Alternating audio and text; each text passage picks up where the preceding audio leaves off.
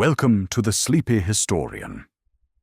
Tonight we are going to talk about Abraham Lincoln. In the early decades of the 19th century, the United States of America existed as a grand experiment in democratic governance, a nation born from revolutionary ideals that proclaimed all men created equal, yet built upon foundations riddled with contradictions that would eventually tear the country apart.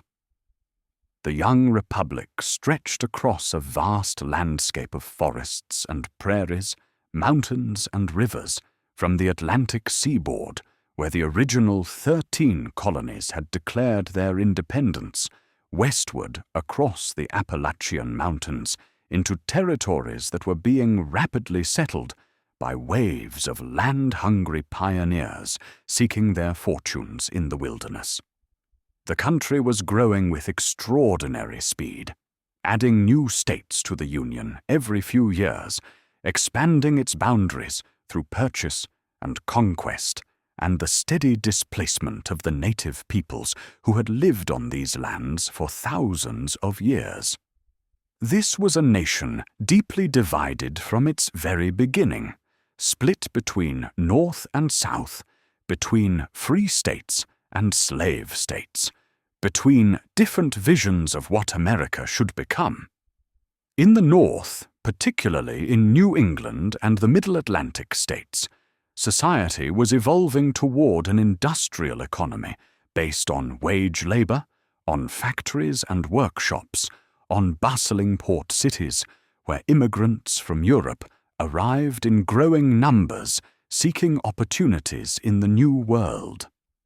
The northern states had mostly abolished slavery in the decades following the Revolution, either immediately or through gradual emancipation schemes that freed children born to enslaved mothers while leaving their parents in bondage. Northern culture celebrated free labor, the dignity of work performed by men who owned their own labor and could sell it to the highest bidder, who could improve their condition through hard work and thrift, who could aspire to own property and rise in social station.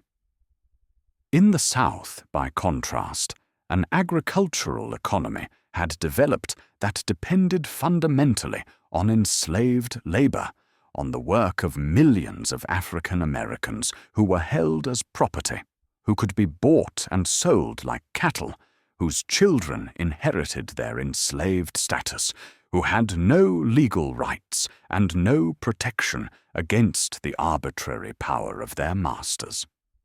The cotton economy that dominated the Deep South by the 1830s was extraordinarily profitable for those who owned plantations, and it was built entirely on the backs of enslaved workers who cleared the land, planted and cultivated the cotton, picked it under the blazing sun, processed it in gins, and loaded it onto ships bound for textile mills in England and New England. Southern society was hierarchical and aristocratic in its ideals, dominated by a planter elite that controlled most of the wealth and political power, that developed an elaborate ideology defending slavery as a positive good rather than a necessary evil, that insisted enslaved people were better off under the paternal care of their masters than they would be if freed. These two systems, free labor and slave labor, existed uneasily side by side within the same nation, their differences papered over by political compromises that allocated power between the sections and avoided direct confrontation over the morality and future of slavery. The Constitution itself had been a compromise document, refusing to use the word slavery, but incorporating provisions that protected the institution, including the 3/5 clause that counted enslaved people as 3/5 of a person for purposes of representation, giving the slave states additional seats in Congress and additional electoral votes for president.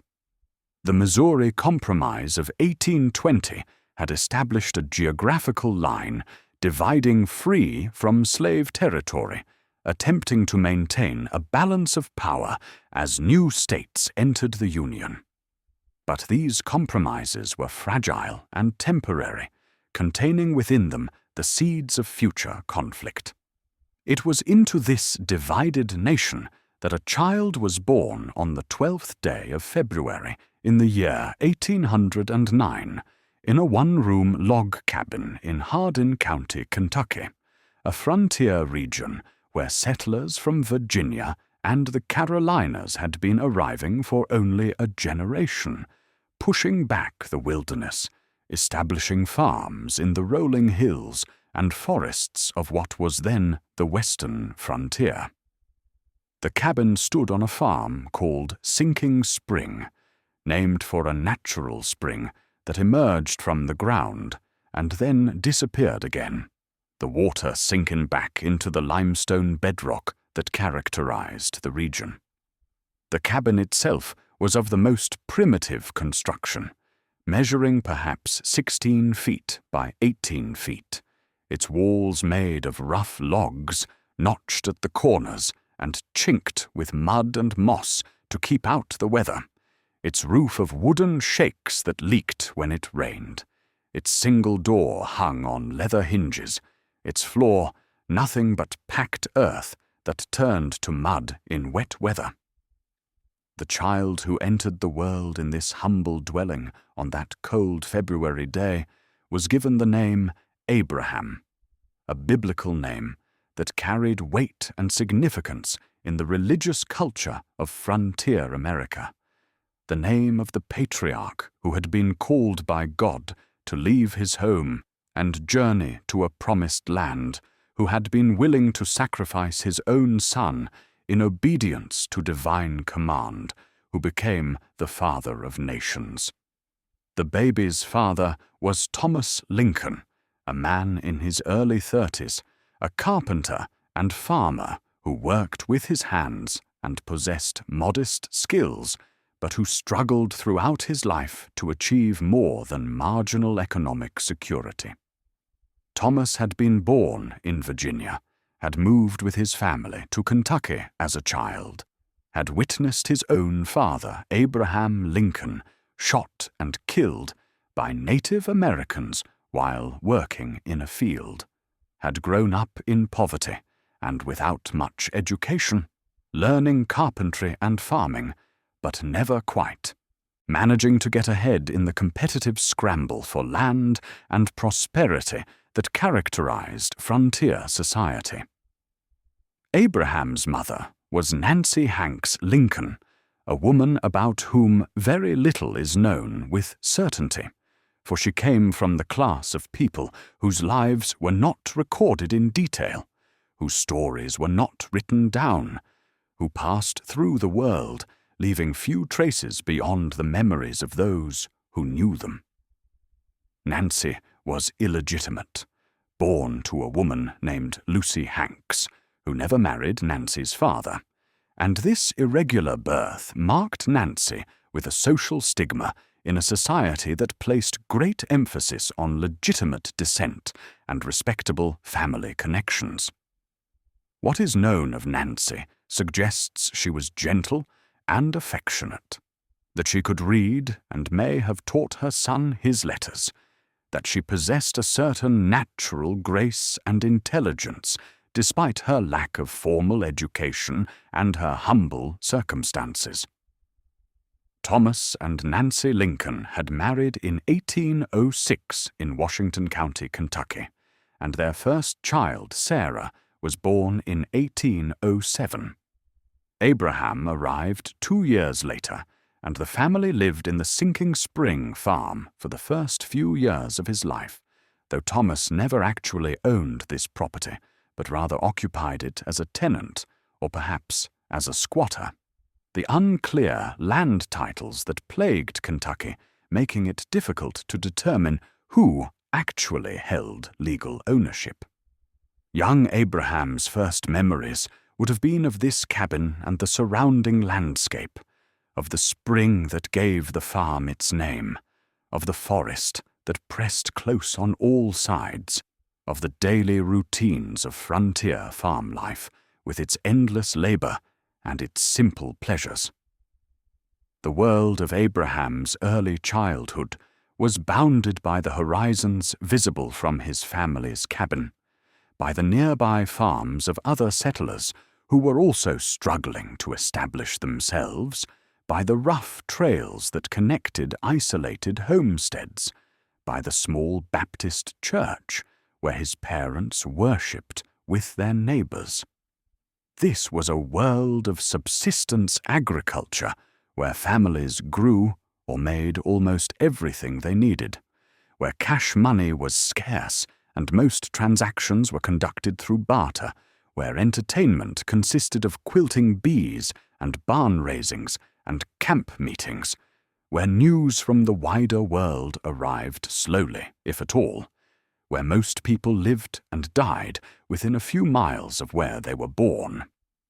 Children in this environment learned early to work, for survival depended on everyone contributing what they could to the family's labor, and even a small child could feed chickens, gather eggs, pull weeds in the garden, watch younger siblings perform the countless small tasks that kept a household functioning.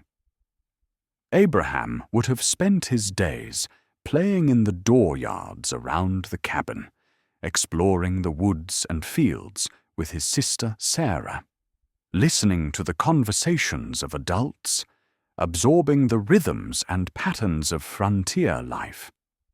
He would have learned about the dangers that lurked in the forest, the bears and wolves and panthers that occasionally threatened livestock or even people, the poisonous snakes that could kill with a bite, the swift-flowing creeks that could sweep away a careless child. He would have learned about the seasonal rhythms of planting and harvesting, of hunting and preserving food for winter, of the hard work required to wrest a living from the land. He would have learned about religion from his parents' Baptist faith, about a God who watched over his people, but who also demanded righteousness and punished sin, about salvation through faith and the terrible consequences of dying without having accepted Christ. When Abraham was still very small, perhaps 4 or 5 years old, the Lincoln family moved to another farm nearby, a place called Knob Creek, where Thomas had purchased what he believed was clear title to 30 acres. The Knob Creek farm was situated in a valley between high hills, with a creek running through it that occasionally flooded with devastating force, washing away crops and leaving debris scattered across the fields. Here the family lived for several years, and here Abraham began to form clearer memories of his childhood, memories he would later recount in fragments to friends and biographers. He remembered helping his father plant pumpkin seeds, dropping 2 seeds in every other hill, and he remembered a great rain that washed away the seeds and necessitated replanting. He remembered watching the passing traffic on the road that ran past the farm, the main route from Louisville to Nashville, seeing wagons and travelers heading south or north, catching glimpses of a wider world beyond the family's small farm. At Knob Creek, Abraham may have attended his first school, a subscription school held in a log cabin some distance from the Lincoln farm, where a traveling teacher offered instruction to children whose parents could afford the small fees charged for schooling. Frontier schools of this type were primitive affairs, with instruction focused on basic literacy and arithmetic, with students of all ages crowded together in a single room, with discipline maintained through the liberal use of the rod. the teachers themselves were often barely educated, perhaps knowing just enough to stay ahead of their students, teaching by rote memorization and recitation. But even this limited schooling opened a world to young Abraham, for learning to read meant access to ideas and stories beyond the narrow confines of daily experience, meant the ability to enter into other worlds through the magic of written words. The books available on the frontier were few, but those that existed were read and reread until their contents were nearly memorized.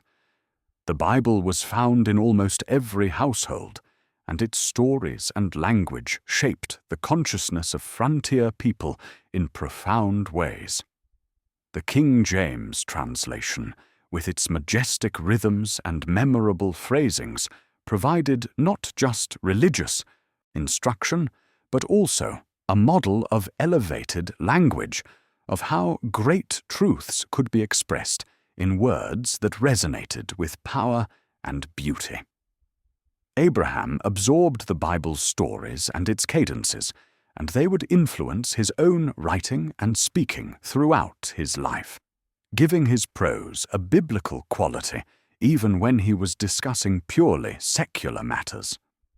But Abraham's formal education at Knob Creek was brief, probably amounting to just a few months at most, for the demands of farm work took precedence over schooling, and the family's financial situation made it difficult to spare the fees required even for the modest subscription schools of the frontier.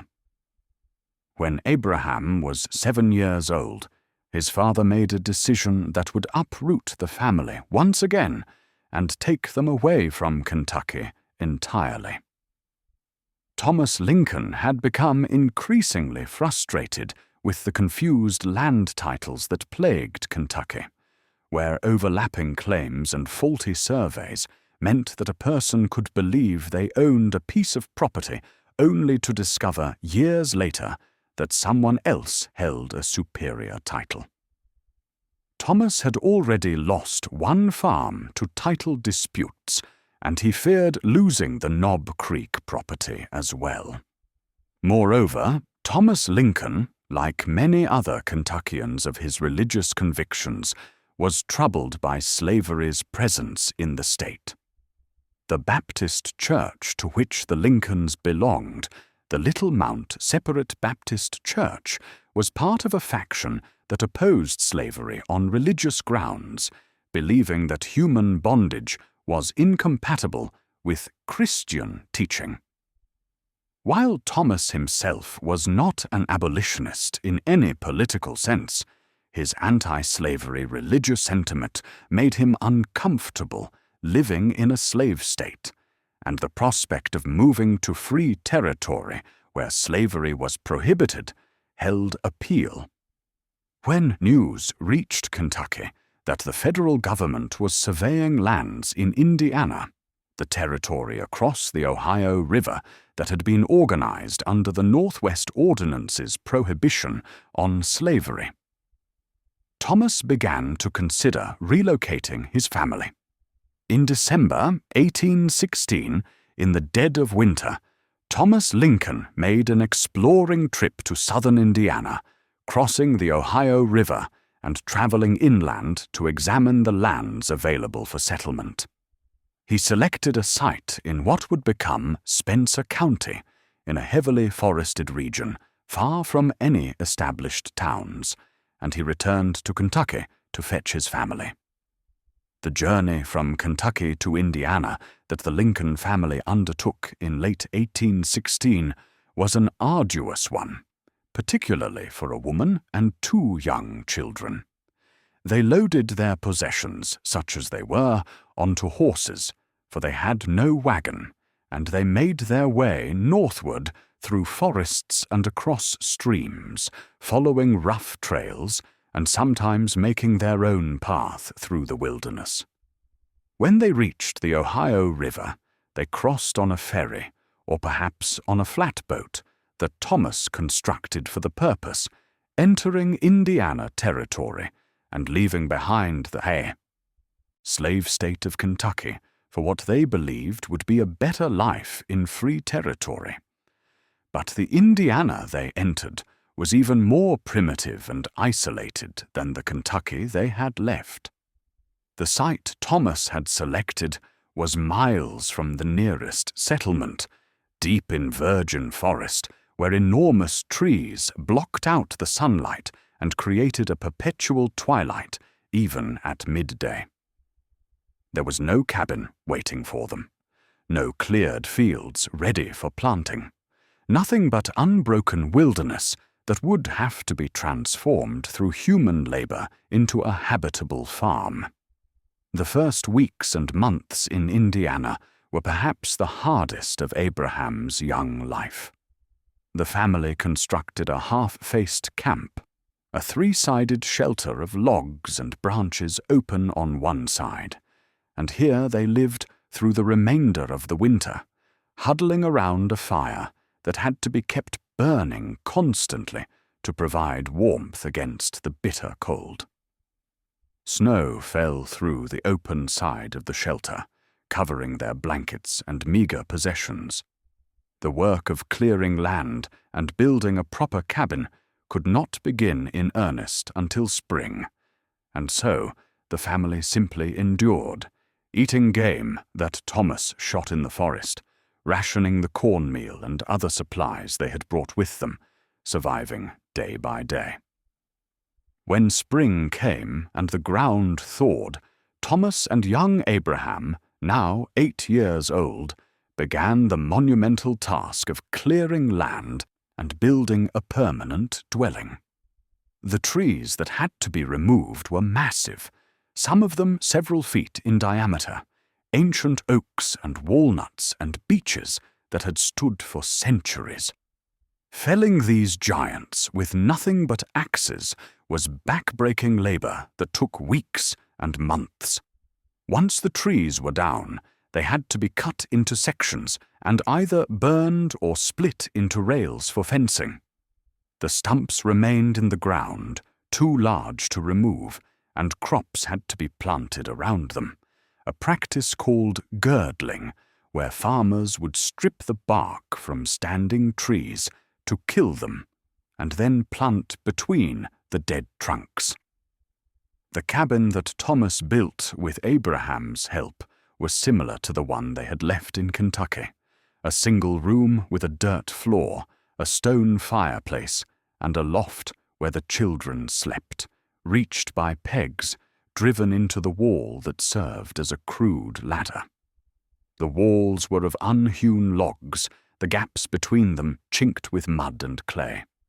There was a single door, but no window in the original construction, so the interior was dark and smoky, illuminated only by the fire and by whatever light came through the open door. This cabin would be the Lincoln home for more than a decade, though it would eventually be improved with a wooden floor and a window opening, covered with greased paper that admitted some light while keeping out the weather. Life in Indiana was lonely and difficult for the Lincoln family. Their nearest neighbors were miles away through dense forest, and contact with the outside world was infrequent. The work of establishing the farm consumed all their time and energy. Fields had to be cleared and plowed, crops planted and tended, fences built to contain livestock and protect gardens from wild animals and free-ranging pigs. The family raised corn, which was the staple crop of the frontier, and they grew vegetables in a kitchen garden, pumpkins and beans and potatoes. They kept pigs and chickens, perhaps a cow or two. Thomas hunted deer and turkey and other game to supplement their diet. Nancy did the endless work of cooking and preserving food, of making and repairing clothes, of maintaining the household. For young Abraham, these years in Indiana between ages 7 and 9 were filled with hard physical labor that built the strength in his growing body, but also left little time for the education and reading he was beginning to crave. He helped his father with the farm work, learning to swing an axe with skill, learning to split rails for fencing, learning the many tasks required to maintain a frontier farm. He later recalled that from the time he was large enough to swing an axe, he was almost constantly wielding that weapon, helping clear the fields, cutting firewood, building fences. The work gave him enormous physical strength and endurance, developing the muscles in his arms and shoulders, but it also kept him from the books he wanted to read and the learning he desired. In the autumn of 1818, when Abraham was 9 years old, a terrible tragedy struck the Lincoln family, and indeed the entire isolated settlement where they lived. A mysterious illness began to affect some of the settlers, causing severe weakness, nausea, tremors, and often death. The illness was called milk sickness, though its cause was not understood at the time. Modern medical research has determined that milk sickness was caused by drinking milk or eating meat from cattle that had consumed white snake root, a plant that grows in wooded areas and that contains a toxic alcohol called trematol. When cows eat white snake root, the toxin accumulates in their milk and meat, and humans who consume these products can develop symptoms of poisoning. In early October 1818, Nancy Hanks Lincoln fell ill with milk sickness. The symptoms came on rapidly, and there was nothing that could be done to treat her, for frontier medicine had no understanding of the illness and no effective remedies. Nancy weakened quickly, and she died on October 5, 1818, at the age of 34. Abraham later recalled helping his father make the wooden pegs that held together the coffin that Thomas built from rough planks.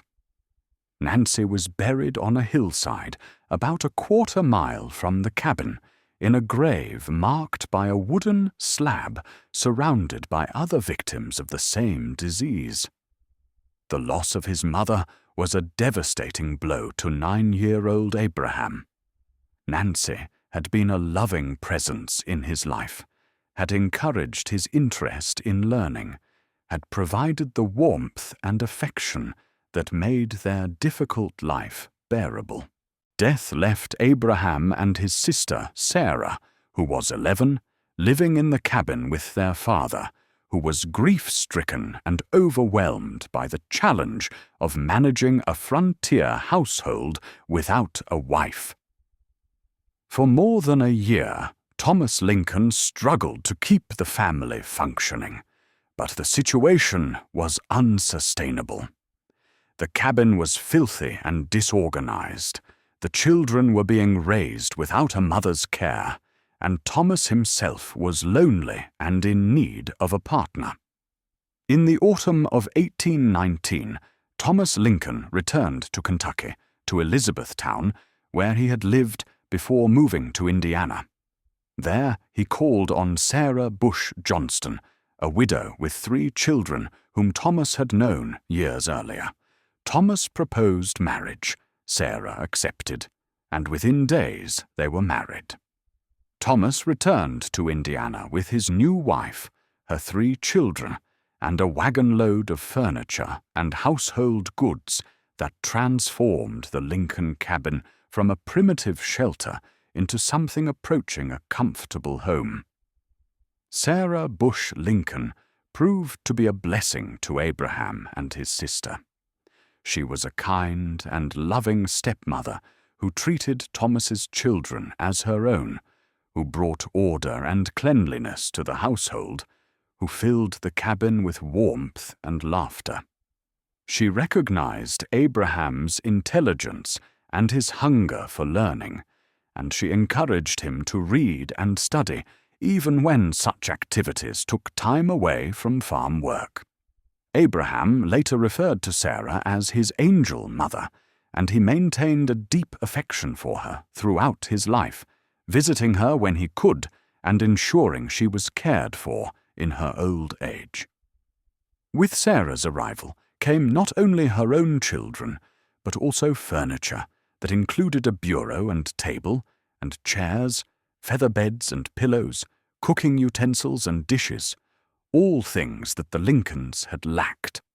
For the first time, Abraham slept on something other than a cornhusk mattress, ate from proper plates instead of wooden trenchers. The cabin became a home rather than merely a shelter, and family life took on a warmth and structure it had previously lacked. Sarah insisted that the cabin be kept clean, that the children be washed and presentable, that meals be regular and proper. She brought civilization to the wilderness cabin. Sarah also brought books, though not many, for books were expensive and scarce on the frontier. But the books she had were treasures to Abraham. In addition to the Bible, which he had already read, he now had access to Aesop's Fables, a collection of moral tales featuring animals and illustrating lessons about human behavior. He read Robinson Crusoe, Daniel Defoe's tale of a man stranded alone on an island and forced to survive through his own ingenuity and resourcefulness, a story that resonated with frontier life's emphasis on self-reliance. He read The Pilgrim's Progress, John Bunyan's allegorical narrative of Christian's journey from the city of destruction to the celestial city, a book that was enormously popular to 19th century America, and that shaped Abraham's understanding of life as a moral journey filled with challenges and temptations. Most significantly, Abraham obtained and read a biography of George Washington, written by Mason Locke Weems, known as Parson Weems. This book, which was more hagiography than history, presented Washington as the epitome of virtue, honesty, and patriotic devotion, a man who had led the American Revolution and guided the new nation through its founding years before retiring to his plantation, a model of Republican virtue. The stories in Weems's biography, including the probably fictional tale of young George Washington admitting to cutting down a cherry tree because he could not tell a lie, made a deep impression on Abraham. Here was an American hero, someone who had risen from relatively modest origins, who had become, through his own character and abilities, the father of his country. The example of Washington planted seeds in Abraham's mind about the possibility of rising above one's station, of achieving greatness through virtue and service. Abraham's formal education continued sporadically during his Indiana years. He attended subscription schools when they were available and when his father could spare him from farm work. But these periods of schooling were brief, perhaps a few weeks or months at a time, adding up to less than a year of total formal education.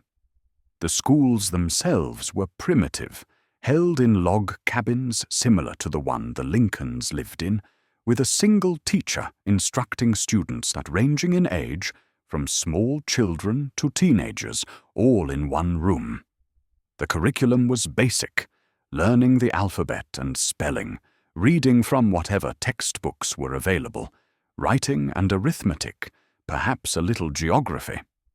But Abraham's real education came from his own reading and from his constant practice of writing and calculation.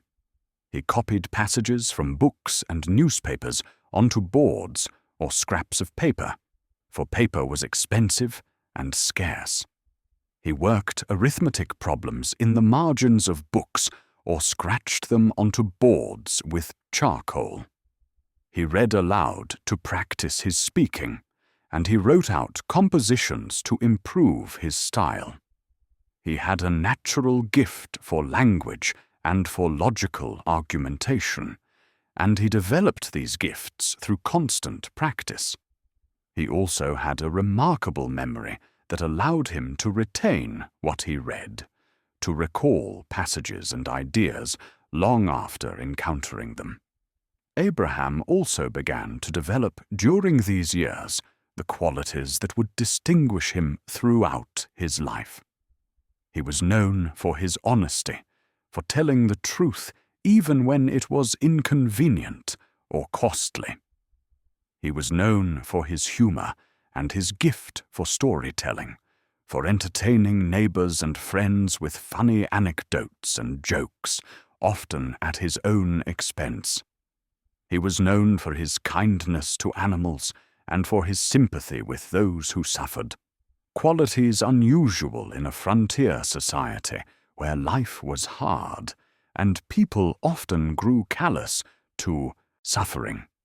He was developing a melancholy temperament, a tendency toward sadness and introspection that would be with him all his life, what he called his hypo, short for hypochondria, the 19th century term for depression. As Abraham grew into his teenage years, he also grew in physical stature. He shot up in height, eventually reaching 6 feet 4 inches, towering over his contemporaries, in an era when the average man was several inches shorter. He was thin and gangly, all arms and legs, with large hands and feet, and he possessed enormous physical strength developed through years of heavy labor. He could swing an axe with devastating effect, could lift weights that other men struggled with, could wrestle with the best of his peers. But even as his body grew strong, his mind was reaching beyond the narrow confines of frontier Indiana, toward a wider world that he knew through books and newspapers. Abraham's relationship with his father became increasingly strained as he grew older. Thomas Lincoln was a man of limited education and limited ambition, content with the subsistence farming lifestyle of the frontier, seeing no value in book learning beyond basic literacy. He needed Abraham's labor on the farm and saw Abraham's reading as a waste of time that could be better spent working. Thomas hired Abraham out to neighboring farmers, and by law and custom, he was entitled to keep all the money Abraham earned until Abraham reached the age of 21. Abraham later recalled these years with some bitterness, feeling that his father had exploited his labor and had stood in the way of his self-improvement. But Abraham continued to read whenever he could, borrowing books from neighbors, sometimes walking miles to obtain a volume. One book that made a particular impression was the Revised Statutes of Indiana, which he borrowed from a local lawyer and read with great interest. This was his first serious encounter with legal reasoning and with the structure of law, and it fascinated him. He read through court cases and legal principles, beginning to see law as a profession that might offer an escape from farming and a path to something better. When Abraham was 17, he took a job helping to operate a ferry across the Anderson River. This was his first work away from the farm, and it brought him into contact with a wider variety of people, with travelers and merchants and settlers passing through. He learned about the world beyond Spencer County, heard about opportunities in towns and cities, began to imagine a different kind of life for himself. He also had his first encounter with the law when he was charged with operating a ferry without a license after he rowed 2 passengers out to a steamboat in the middle of the Ohio River. The case was heard by a justice of the peace, and Abraham was acquitted on the grounds that he had not transported the passengers across the river, but only to the middle of it. This courtroom experience, trivial as it was, gave Abraham his first taste of legal proceedings and impressed upon him the power of careful argument and the importance of precise language. In 1828, when Abraham was 19, he was hired by a merchant named James Gentry to help Gentry's son Allen take a flat boat loaded with farm produce down the Ohio and Mississippi rivers to New Orleans. This was an adventure unlike anything Abraham had experienced before.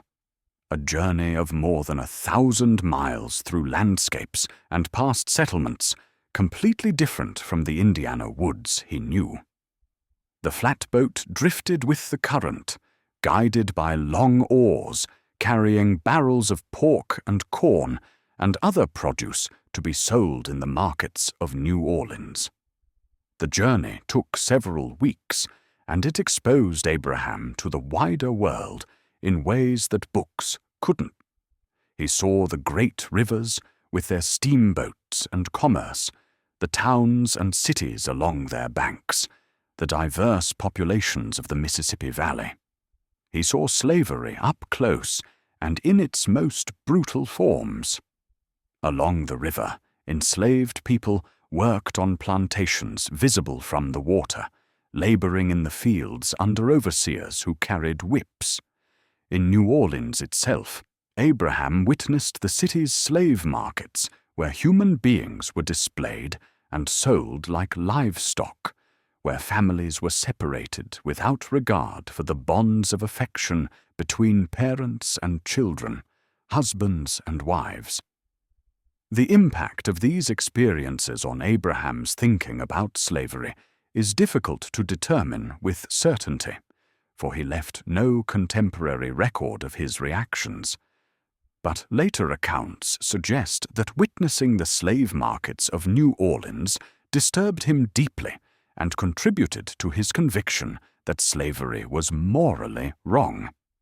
The sight of human beings in chains, being bought and sold, separated from loved ones, treated as property rather than as people, made an impression that would stay with him and influence his later political views. Abraham and Allen Gentry returned from New Orleans by steamboat, the first time Abraham had traveled on such a vessel, and they made their way back to Indiana. Abraham received his wages for the trip, but as he was still under 21, he was obligated to turn the money over to his father. The following year, when Abraham was 20, he was hired to help build a flatboat, and then to take it down the rivers to New Orleans again, this time with several companions including his stepbrother John Johnston.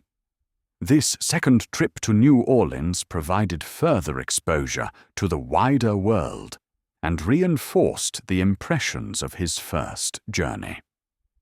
When Abraham returned from his second New Orleans trip in the summer of 1830, he was approaching his 21st birthday, the age at which he would be legally free from his obligation to turn over his earnings to his father.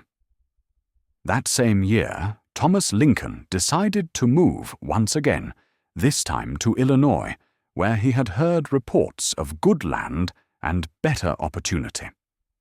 The family undertook another westward migration, traveling by wagon this time, as they now had more possessions, and the roads were somewhat better than they had been 14 years earlier when they moved from Kentucky to Indiana.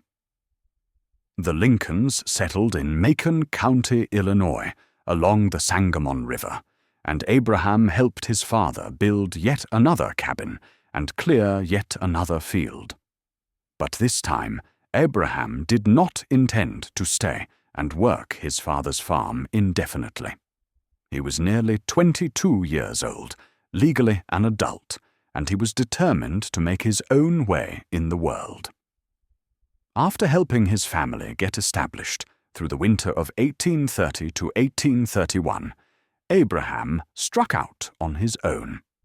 He made his way to New Salem, a small village on the Sangamon River in Sangamon County, a settlement of perhaps 100 people that had been founded just a couple of years earlier, with high hopes that it would become a major commercial center. New Salem sat on a bluff overlooking the river, and it consisted of a couple dozen log cabins and frame buildings, including a store, a mill, a tavern, a cooper's shop, and other small businesses. The village had ambitions of growth and prosperity, fueled by the belief that the Sangamon River could be made navigable to steamboats, which would bring trade and development to the region. Abraham arrived in New Salem in July 1831, and this village would be his home for the next 6 years, years that would transform him from a backwoods laborer with no clear prospects into an educated and ambitious young man preparing for a professional career and political life. He worked at various jobs during his New Salem years, learning skills and making connections that would serve him well.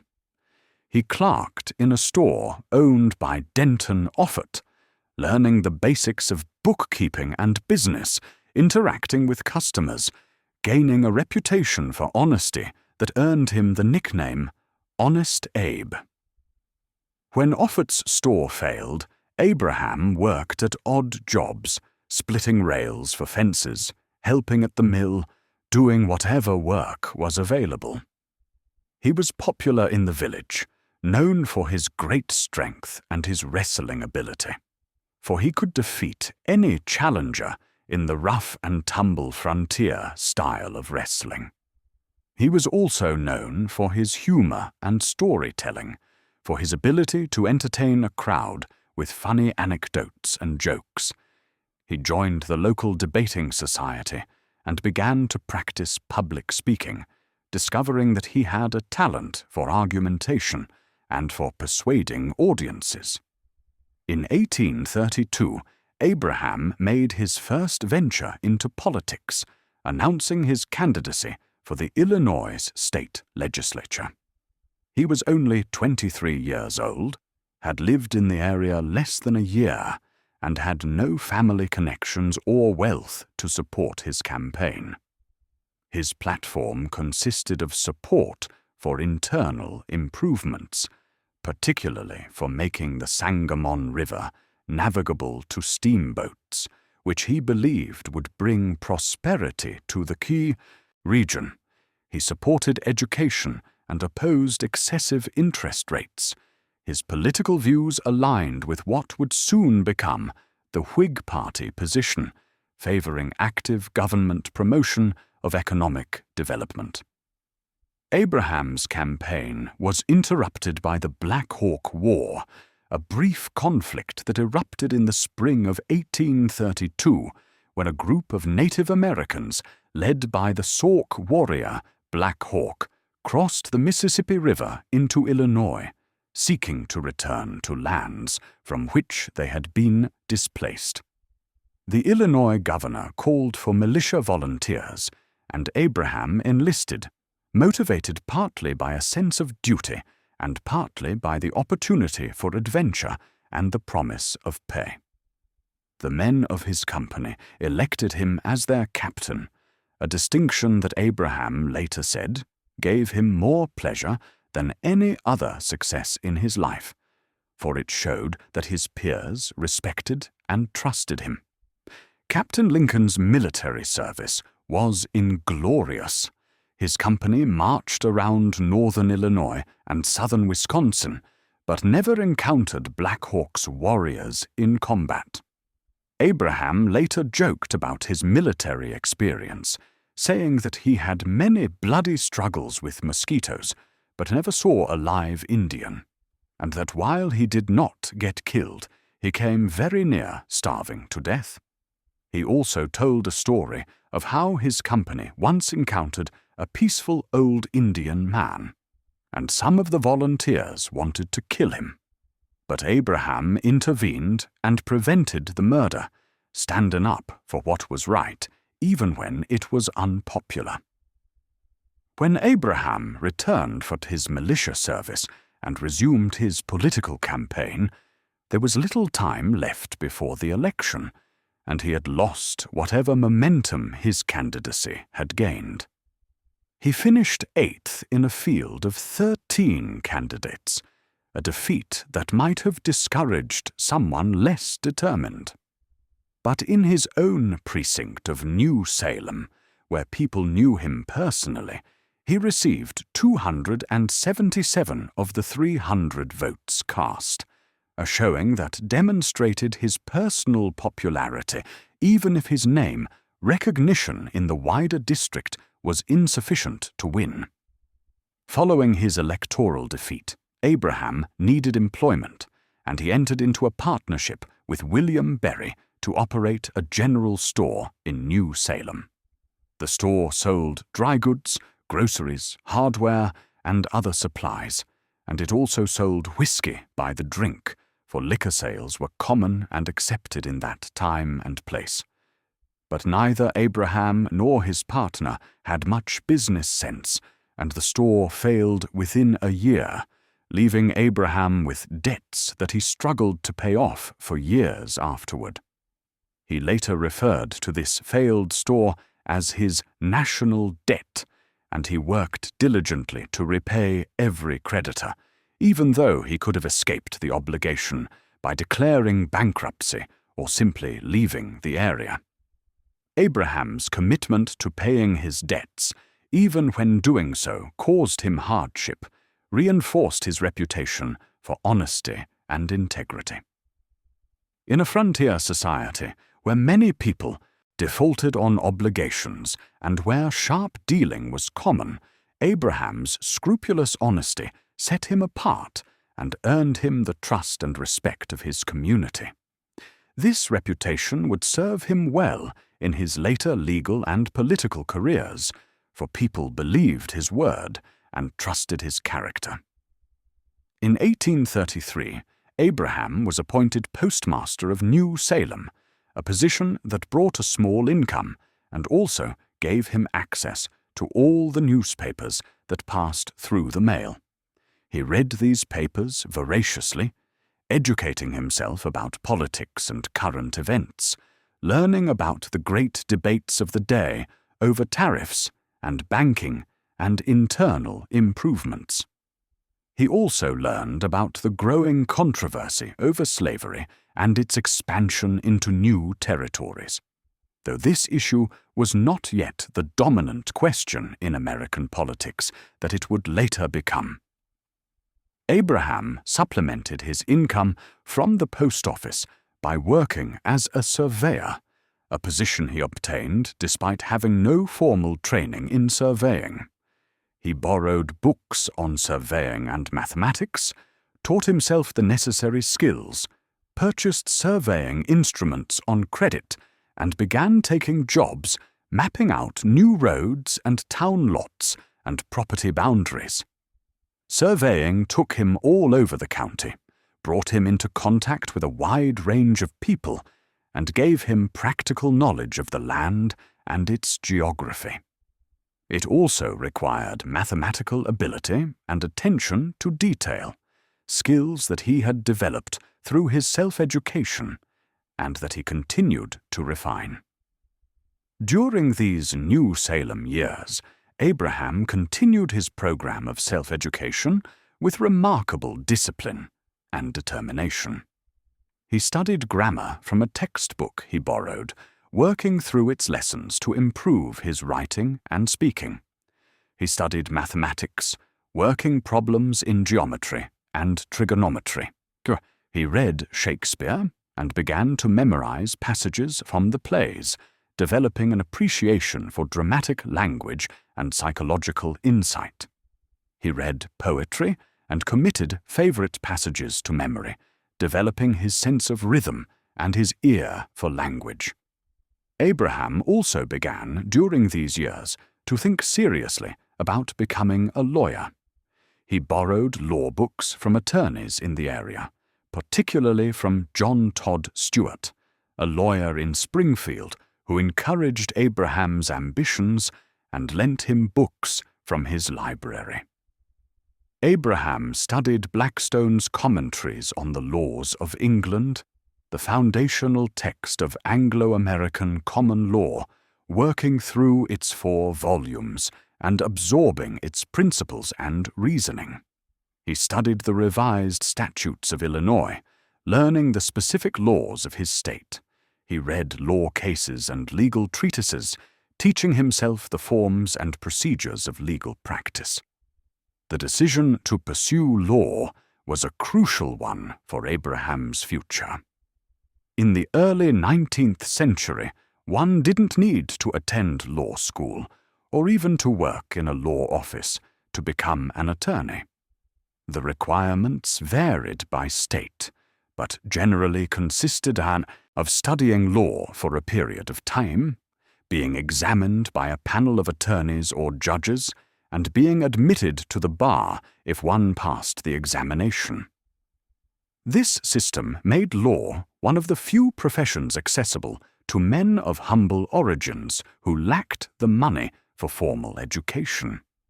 It offered a path to respectability and middle-class status, to income and influence, to participation in the affairs of the wider world. Abraham approached his legal studies with the same intensity he had brought to all his previous self-education efforts. He read and reread the law books until he had mastered their contents. He practiced writing legal documents, drafting hypothetical pleadings and contracts and wills. He visited courts to observe proceedings and learn from experienced attorneys.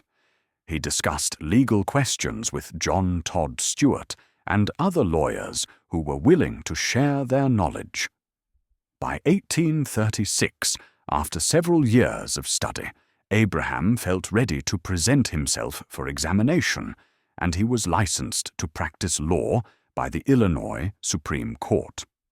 But Abraham did not immediately abandon New Salem to practice law full-time. He was also pursuing a political career, and in 1834 he ran again for the Illinois state legislature, this time as an acknowledged Whig. The Whig Party had emerged in the early 1830s in opposition to President Andrew Jackson and the Democrats, bringing together former National Republicans, anti-Masons, and others who opposed Jackson's policies. The Whigs favored a strong national government that would actively promote economic development through protective tariffs, a national bank, and internal improvements like roads and canals. They tended to attract support from commercial and manufacturing interests, from those who envisioned an America of growing cities and expanding industry. Abraham embraced Whig principles enthusiastically, for they aligned with his own belief in social mobility and economic opportunity. He believed that government should create conditions that allowed ordinary people to rise through hard work and merit, that investing in infrastructure and education and economic development would benefit everyone by creating opportunities for advancement. This faith in progress and in the possibility of self-improvement was central to Abraham's world-view, rooted in his own experience of rising from poverty through education and effort. In the 1834 election, Abraham won a seat in the Illinois House of Representatives, finishing second among the Whig candidates in Sangamon County. He served 4 successive terms in the legislature, from 1834 to 1842, establishing himself as an effective legislator and a leader of the Whig minority. He quickly demonstrated political skill, The ability to build coalitions and craft compromises, the talent for understanding what was politically possible and working within those limits to achieve goals. One of Abraham's major legislative achievements was leading the successful campaign to move the state capital from Vandalia to Springfield, the Sangamon County seat. This effort required bringing together legislators from different regions who had their own preferred sites for the capital, negotiating deals and making promises, using every tool of legislative politics to build a winning coalition. When the vote came, Springfield was selected as the new capital, a victory that brought prestige and economic benefits to Sangamon County, and that made Abraham a hero to his constituents. Abraham also worked on legislation to promote internal improvements, supporting ambitious plans for a statewide system of railroads and canals that would connect different regions and promote commerce. These plans ultimately proved too expensive and had to be scaled back when the state's finances could not support them. But they reflected the Whig vision of using government to develop the economy and improve living conditions. Abraham supported legislation to establish public schools, to regulate banks, to improve the legal system, to address various problems and opportunities facing the growing state. As a legislator, Abraham developed a reputation for honesty and integrity, for keeping his word and dealing fairly with both allies and opponents. He was known for his skill in debate, for his ability to make complex arguments in clear and understandable language, for his use of humor and storytelling to make points and disarm opposition. He was personally popular with his fellow legislators, despite political differences, for he treated everyone with respect and good humor, never allowing partisan disagreements to become personal animosities. In 1837, Abraham moved from New Salem to Springfield, the town that would soon become the state capital, and that offered better opportunities for an ambitious lawyer and politician. New Salem, despite its early hopes, had failed to prosper and was already beginning to decline, its dreams of becoming a major commercial center fading as the Sangamon River proved too shallow and unpredictable for reliable steamboat navigation. Springfield, in contrast, was growing rapidly, transforming from a frontier village into a substantial town with several thousand residents, with brick and frame buildings replacing log cabins, with an air of permanence and progress. Abraham established a law partnership with John Todd Stewart, the attorney who had encouraged his legal studies and lent him books. They opened an office in Springfield, and Abraham began building a legal practice, taking cases of all kinds, from simple debt collection to land disputes to criminal defenses. He proved to be a capable and effective attorney, known for his careful preparation, his skill in cross-examination, his ability to present arguments clearly to juries. He was particularly effective in jury trials, where his plain-spoken manner and his ability to connect with ordinary people served him well. During his years in Springfield, Abraham also began courting Mary Todd, a young woman who would become his wife, and whose background and personality were dramatically different from his own. Mary was from Lexington, Kentucky, one of the South's most refined cities, and she came from a wealthy and prominent family. Her father, Robert Smith Todd, was a banker and merchant who owned slaves and moved in Kentucky's highest social circles. Mary had been educated at the best schools available to young women in that era, had been trained in music and French and the social graces expected of a lady. Mary had come to Springfield to live with her sister Elizabeth, who was married to Ninian Edwards, son of a former Illinois governor and himself a prominent figure in Springfield society. Mary was vivacious and intelligent, interested in politics and literature, ambitious for social position and influence. She and Abraham met at a dance or social gathering, and despite their different backgrounds, they were attracted to each other. Mary saw in Abraham a man of unusual ability and potential, someone who, despite his rough frontier origins, possessed intelligence and ambition that might carry him to great heights. Abraham saw in Mary an educated and cultured woman who could help him navigate the social world he was entering, who shared his interest in politics, and who could be a partner in his ambitions. Their courtship was turbulent and difficult.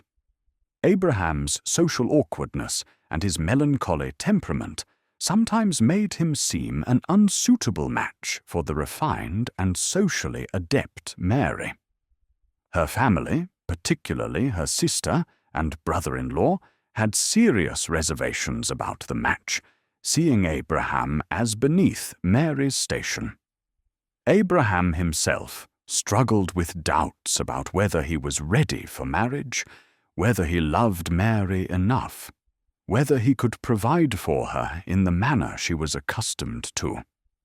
At one point, the engagement was broken off, leaving both Abraham and Mary distressed and the subject of gossip in Springfield's small elite society. But eventually, they reconciled and married on November 4th, 1842, in a wedding ceremony at the Edwards home. The marriage would prove to be complex and sometimes difficult. Mary had a volatile temper and could be demanding and difficult to live with. She spent money extravagantly, running up debts that caused Abraham stress. She suffered from severe headaches and what may have been mental health issues that caused her moods to swing dramatically. But there was also genuine affection between Abraham and Mary, shared interests in politics and literature, shared grief over the deaths of children, a partnership that endured despite its tensions. Abraham and Mary had 4 sons over the course of their marriage, though only one would survive to adulthood, a terrible mortality rate even by the standards of the 19th century, when childhood death was common. Their first son, Robert, was born in August 1843. Their second son, Edward, was born in March 1846, but died in February 1850 at the age of 3, probably of tuberculosis. Their third son, William, called Willie, was born in December 1850 and would die at age 11 during Abraham's presidency. Their fourth son, Thomas, called Tad, was born in April 1853 and would die at age 18 in 1871. The deaths of Eddie, Willie, and Tad brought terrible grief to both parents, particularly to Mary, whose mental state was fragile and who never fully recovered from these losses. During the 1840s, Abraham continued to build his law practice while also maintaining his political involvement. He served his final term in the state legislature from 1840 to 1842, then stepped aside to focus on his legal work and his growing family. His law practice became increasingly successful, and he formed a new partnership with William Herndon, a younger attorney who would be his partner for the rest of his life. Abraham and Herndon handled hundreds of cases over the years, representing clients throughout central Illinois, dealing with every variety of legal matter, from simple contract disputes to complex land titles to criminal defenses, including several murder cases.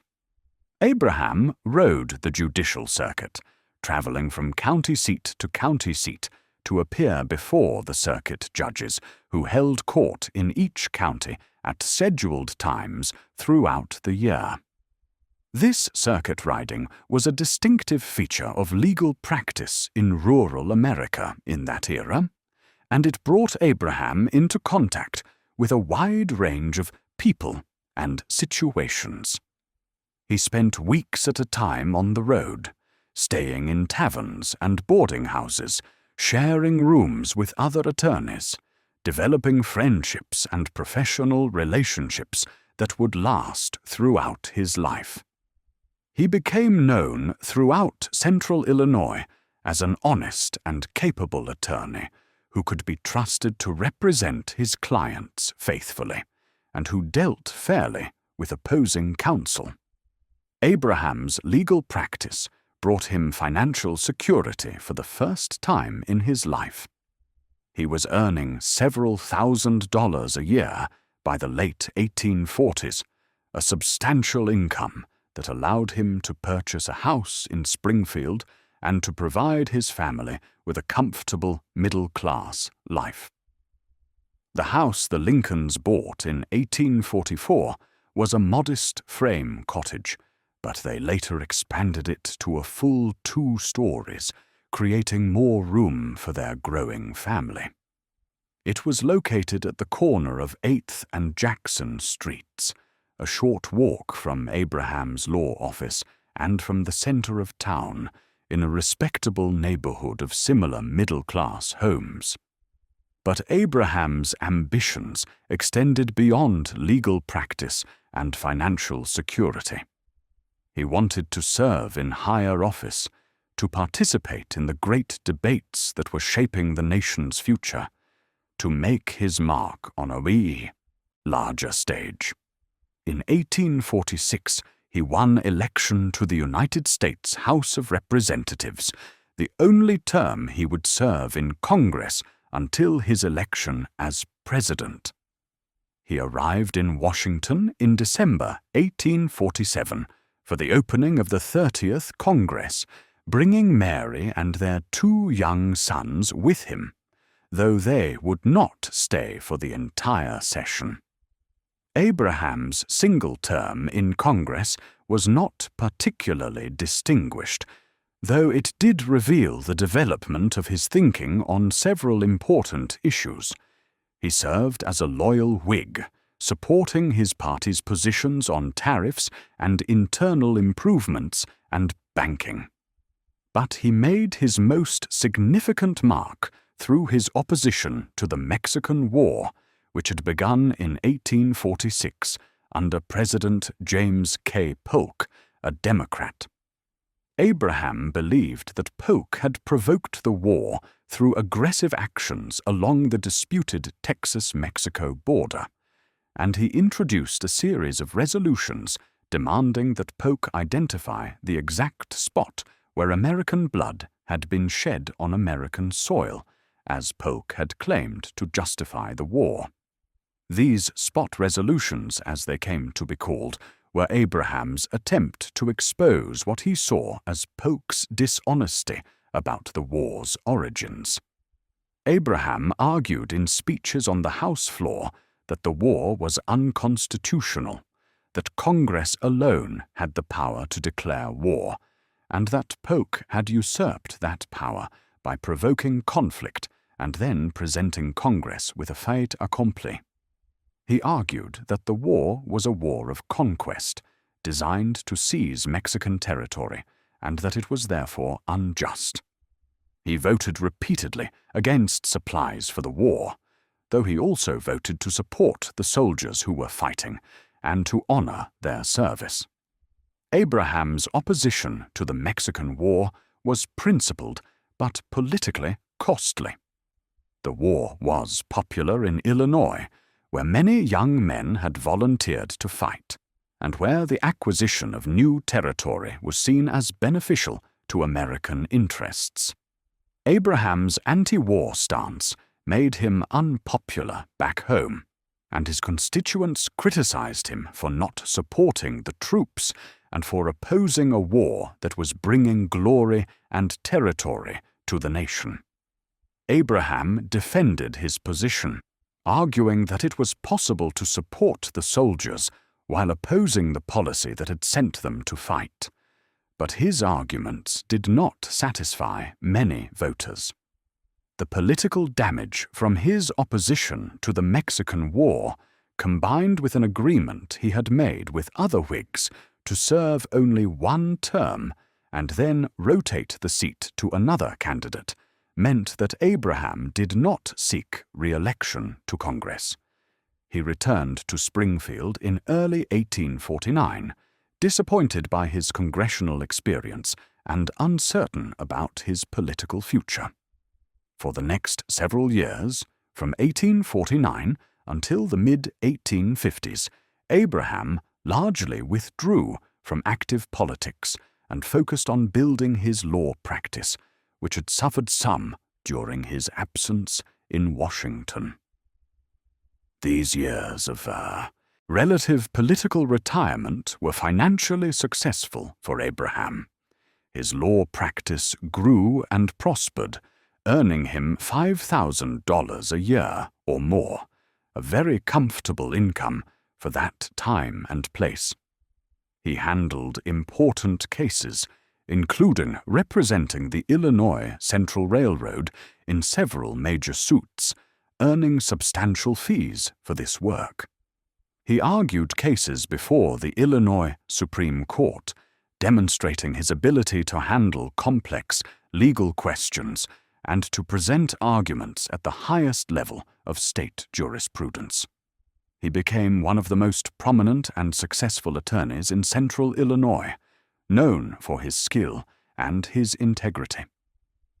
But Abraham could not stay away from politics indefinitely, for events on the national stage were reaching a crisis point that would draw him back into public life and ultimately carry him to the presidency. The issue that dominated American politics in the 1850s was slavery, and more specifically, the question of whether slavery would be allowed to expand into the western territories that the United States had acquired through the Mexican War and through continuing westward expansion. This question had been temporarily addressed through the Compromise of 1850, a complex series of measures that admitted California as a free state, organized other territories without immediate decisions about slavery, abolished the slave trade in Washington, D.C., and included a harsh new fugitive slave law.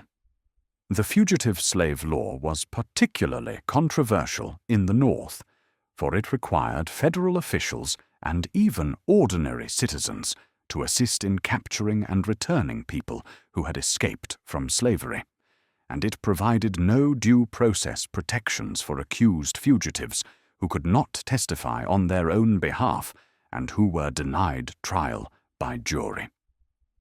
The law aroused fierce opposition in northern states, where many people refused to comply with its requirements, and where some actively worked to help freedom seekers escape to Canada through the Underground Railroad.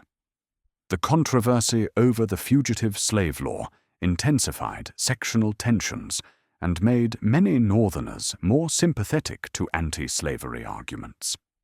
For a few years after the Compromise of 1850, the slavery issue receded somewhat from the center of national politics, as both Whigs and Democrats tried to maintain cross-sectional coalitions by avoiding or downplaying divisive questions. But this fragile peace was shattered in 1854 when Senator Stephen A. Douglas of Illinois introduced legislation to organize the Kansas and Nebraska territories, vast areas west of Missouri and Iowa that were part of the Louisiana Purchase and that would likely be settled rapidly if organized as territories open to settlement. Douglas's Kansas-Nebraska Act proposed to organize these territories on the principle of popular sovereignty, allowing the settlers themselves to decide whether to permit slavery when they applied for statehood. This was presented as a democratic solution that respected local self-government and avoided imposing decisions from Washington. But the Kansas-Nebraska Act had a consequence that Douglas apparently underestimated. It effectively repealed the Missouri Compromise of 1820, which had prohibited slavery in territories north of the latitude 36 degrees 30 minutes, and Kansas and Nebraska were both north of that line. By opening these territories to the possibility of slavery, Douglas outraged many Northerners who saw the Missouri Compromise as a sacred agreement that guaranteed free soil in the Northern territories. The Kansas-Nebraska Act passed Congress in May 1854, supported by Southern congressmen of both parties and by Northern Democrats loyal to Douglas and the principle of popular sovereignty, and opposed by most Northern Whigs and by some Northern Democrats who saw it as a betrayal of free soil principles. President Franklin Pierce, a Northern Democrat who was sympathetic to Southern interests, signed the bill into law. The immediate result was a political firestorm in the North, with mass meetings and protests denouncing the act as a sellout to the slave power, as Northerners called the political influence of slaveholders. Abraham Lincoln was among those who were aroused to renewed political activity by the Kansas-Nebraska Act. He had never been an abolitionist in the sense of demanding immediate emancipation of all enslaved people, for he believed such a policy was both politically impossible and probably unconstitutional. The Constitution protected slavery in the states where it existed, and Abraham accepted that constitutional reality even while believing that slavery was morally wrong. But Abraham also believed that slavery should not be allowed to expand into new territories, that the founders had envisioned slavery as gradually dying out if it were prevented from spreading, and that the Missouri Compromise had embodied this vision by drawing a geographical line beyond which slavery could not go.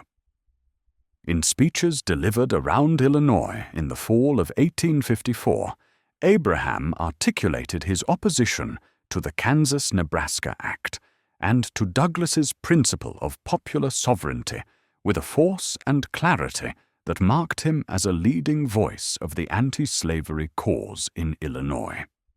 His speech at Peoria in October 1854 was particularly significant, for it laid out the arguments he would develop and refine over the next several years, arguments that combined moral principle with political pragmatism, that acknowledged constitutional limits while insisting on moral imperatives. Abraham began by acknowledging his hatred of slavery, declaring that if slavery wasn't wrong, then nothing was wrong, that he could not remember a time when he had not thought and felt this way.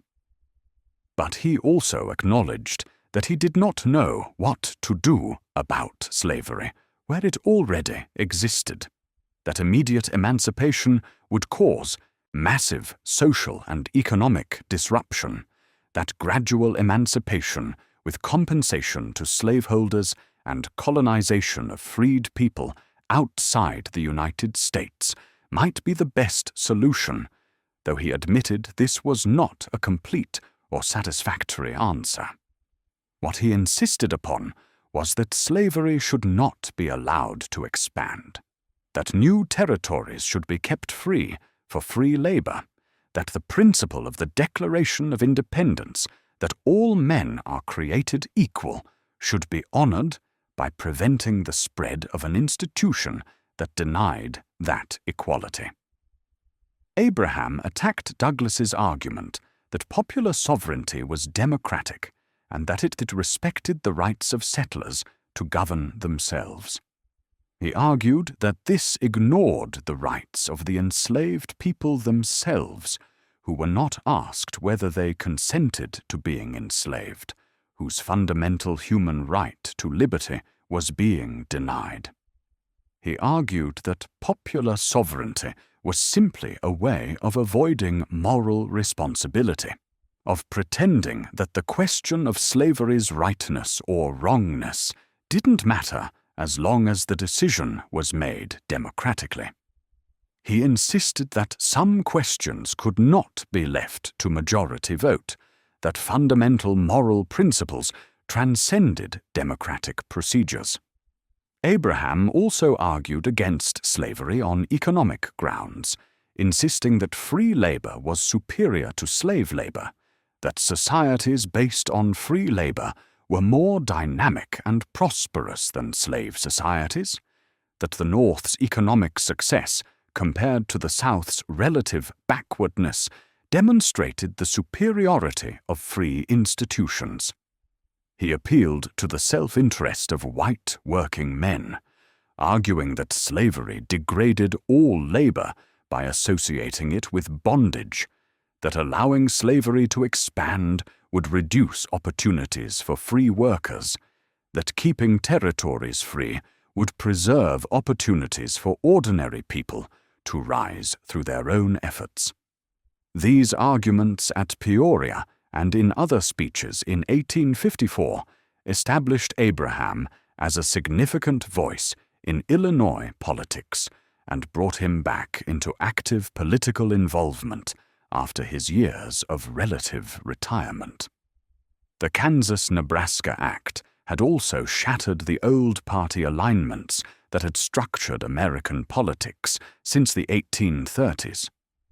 The Whig Party, which Abraham had belonged to throughout his political career, was collapsing under the weight of sectional tensions, unable to maintain a national coalition when Northern and Southern Whigs disagreed fundamentally about slavery. In its place, a new Republican Party was forming, bringing together former Whigs, anti-slavery Democrats, free soilers, and members of other smaller parties in a coalition united primarily by opposition to slavery's expansion. Abraham joined this new Republican Party, though he did so cautiously, for the party in its early days included some radical abolitionists whose views Abraham did not share, and whose influence, he feared, might make the party too extreme to win elections. But by 1856, the Republican Party had moderated sufficiently and grown strong enough that Abraham actively supported its first presidential candidate, John C. Fremont, who lost to Democrat James Buchanan but carried most northern states. Abraham received some support for the vice presidential nomination at the Republican National Convention, though he was not seriously considered, and he campaigned actively for Fremont in Illinois. The Kansas-Nebraska Act had consequences beyond realigning political parties. In Kansas itself, the question of whether to permit slavery led to violence as pro-slavery and anti-slavery settlers both rushed to the territory, each side hoping to control the vote on slavery. Armed conflict broke out between the two factions, with atrocities committed by both sides, and Kansas became known as Bleeding Kansas, a preview of the larger civil war that would come. The violence in Kansas intensified sectional hatreds and made compromise increasingly difficult. In 1857, the Supreme Court handed down its decision in the case of Dred Scott versus Sandford, a ruling that inflamed sectional tensions and deepened the crisis over slavery. Dred Scott was an enslaved man who had been taken by his owner to live in free territory and who later sued for his freedom on the grounds that residing in free territory had made him free. The Supreme Court, dominated by Southern justices and Northern justices sympathetic to the South, ruled against Scott in the most sweeping terms. Chief Justice Roger Taney wrote that black people, whether enslaved or free, were not and could not be citizens of the United States, that they had no rights that white people were bound to respect. The court also ruled that Congress had no power to prohibit slavery in the territories, declaring the Missouri Compromise unconstitutional and effectively invalidating the Republican Party's central platform plank of preventing slavery's expansion. The Dred Scott decision horrified Republicans and many other Northerners who saw it as a nakedly partisan ruling designed to protect slavery and extend it throughout the nation. Abraham attacked the decision in speeches, arguing that it was wrongly decided, that it contradicted the principles of the Declaration of Independence, that it represented the work of a Supreme Court that had been captured by pro-slavery interests. He argued that while the decision had to be obeyed in the specific case of Dred Scott himself, it should not be accepted as establishing general principles of law, and that Republicans should work to have it overturned through the appointment of new justices. In 1858, Abraham sought the Republican nomination to run against Stephen Douglas for the United States Senate from Illinois.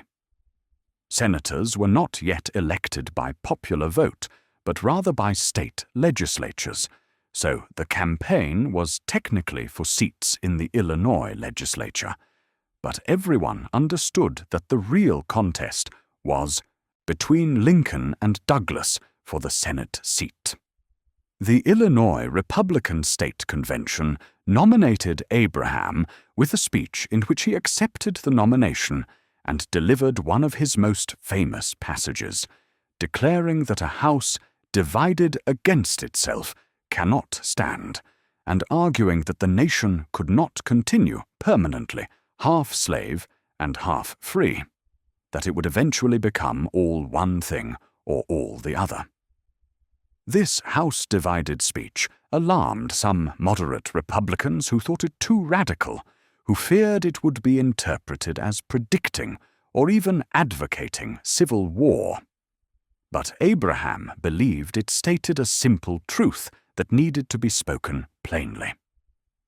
The sectional conflict over slavery was fundamental and could not be permanently avoided through compromises and evasions. Either slavery would be placed on a path toward ultimate extinction, as Abraham and the Republicans advocated, or it would expand until it became lawful throughout the nation, as the Dred Scott decision seemed to suggest was the trajectory.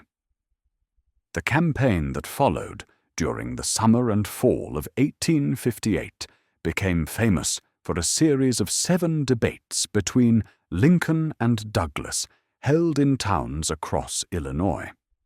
These debates were formal affairs, with one candidate speaking for an hour, the other responding for an hour and a half, and the first candidate getting a half-hour rebuttal. They focused primarily on the question of slavery in the territories and on the larger question of the status and future of African Americans in American society. Large crowds attended, sometimes numbering in the thousands, and the debates were extensively reported in newspapers throughout the country, bringing both candidates national attention. Douglas defended his doctrinous popular sovereignty, arguing that each territory should decide for itself whether to permit slavery, that this was the democratic solution that respected local self-government and avoided imposing decisions from Washington. He attacked Abraham as a dangerous radical who believed in racial equality and who wanted to give black men the same rights as white men, including the rights to vote and hold office and intermarry with whites. These charges were designed to exploit the racism that was nearly universal among white Americans in that era, and Douglas repeatedly portrayed Abraham as a black Republican whose policies would lead to what Douglas called amalgamation of the races. Abraham defended himself against these charges by carefully distinguishing between different types of equality. He insisted that he believed in political equality in the limited sense that all people, regardless of race, were entitled to the natural rights enumerated in the Declaration of Independence: life, liberty, and the pursuit of happiness. He argued that enslaved people had a right not to be enslaved, that they had a right to eat the bread they earned with their own hands, that they were entitled to these basic human rights, regardless of their race. But Abraham did not advocate for what he called social and political equality in all respects, acknowledging that he did not favor giving black men the right to vote or serve on juries or hold office or intermarry with whites.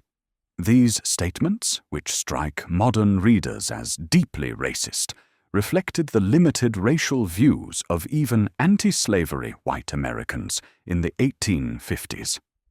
Abraham shared the common prejudices of his time and place, and while he believed slavery was wrong and that black people had certain fundamental human rights, he did not believe in full racial equality or in the social integration of the races.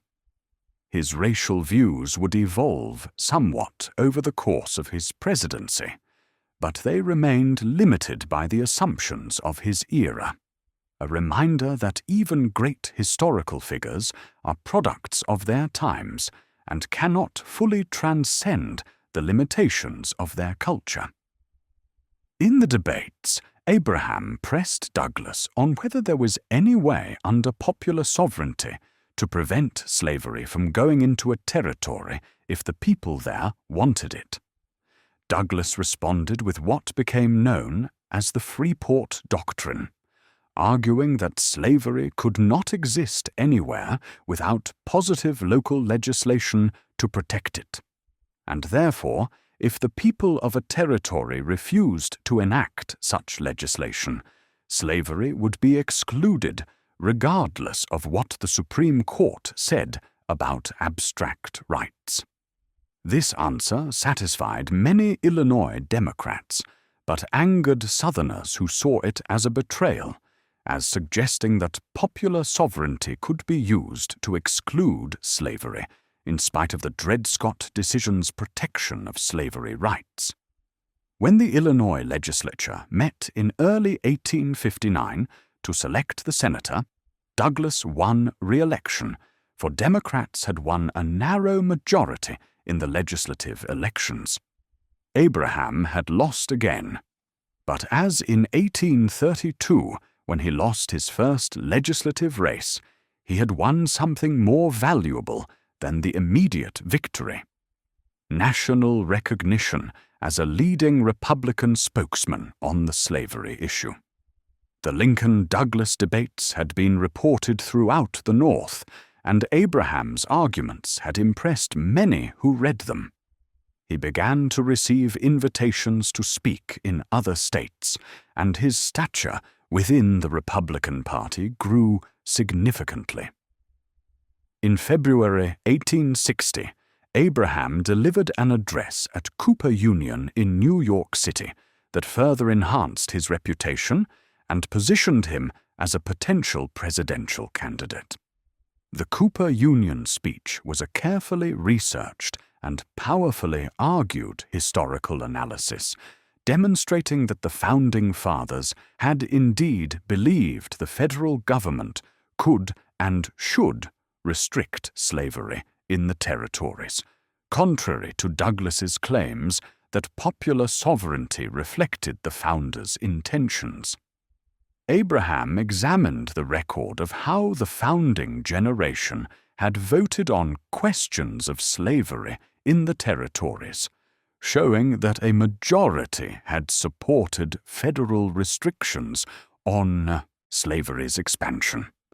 Abraham also used the Cooper Union speech to position himself carefully between radical abolitionists and conservative compromisers.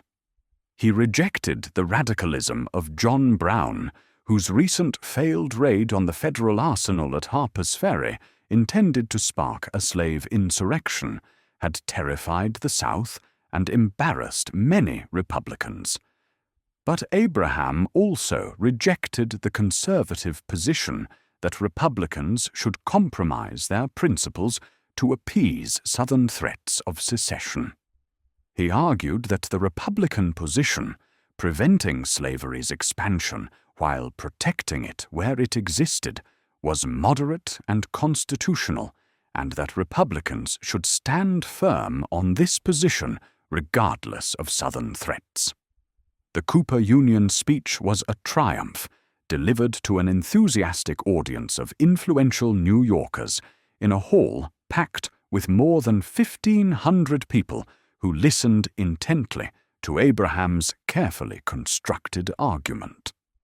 The speech was published in newspapers and as a pamphlet, circulating widely and establishing Abraham as a serious contender for the Republican presidential nomination that would be decided at the party's convention in Chicago that May. His plain appearance and his frontier manner had initially caused some disappointment among the sophisticated New York audience, but his powerful reasoning and his memorable phrases won them over completely. The Republican National Convention of 1860 met in a specially constructed building called the Wigwam in Chicago, a vast wooden hall that could hold 10,000 people. The convention brought together delegates from throughout the North and the border states, representing the various factions and interests within the still young party. The leading candidate for the nomination was William H. Seward of New York, a former governor and current senator who had been a prominent anti-slavery voice for years and who had served in the Senate since 1849. Seward was the favorite of the party's Eastern establishment and seemed likely to win the nomination. But Seward had liabilities. He was seen by many as too radical, too closely identified with the most aggressive anti-slavery positions, having once spoken of a higher law than the Constitution, and having predicted an irrepressible conflict between slavery and freedom.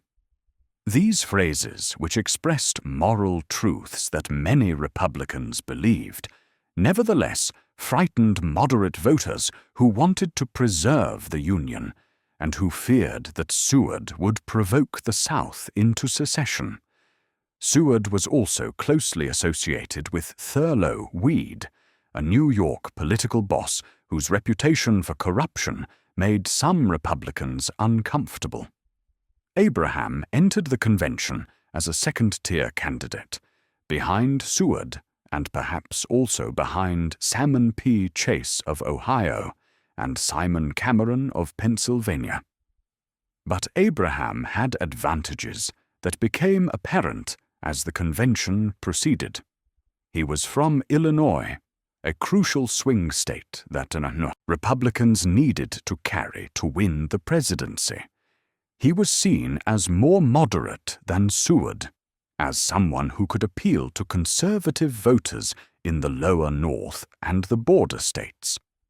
He had no record of controversial statements that could be used against him in the campaign, and his supporters, led by Judge David Davis and other Illinois Republicans, worked skillfully behind the scenes, making deals with delegations from various states, promising cabinet positions and other patronage in exchange for support.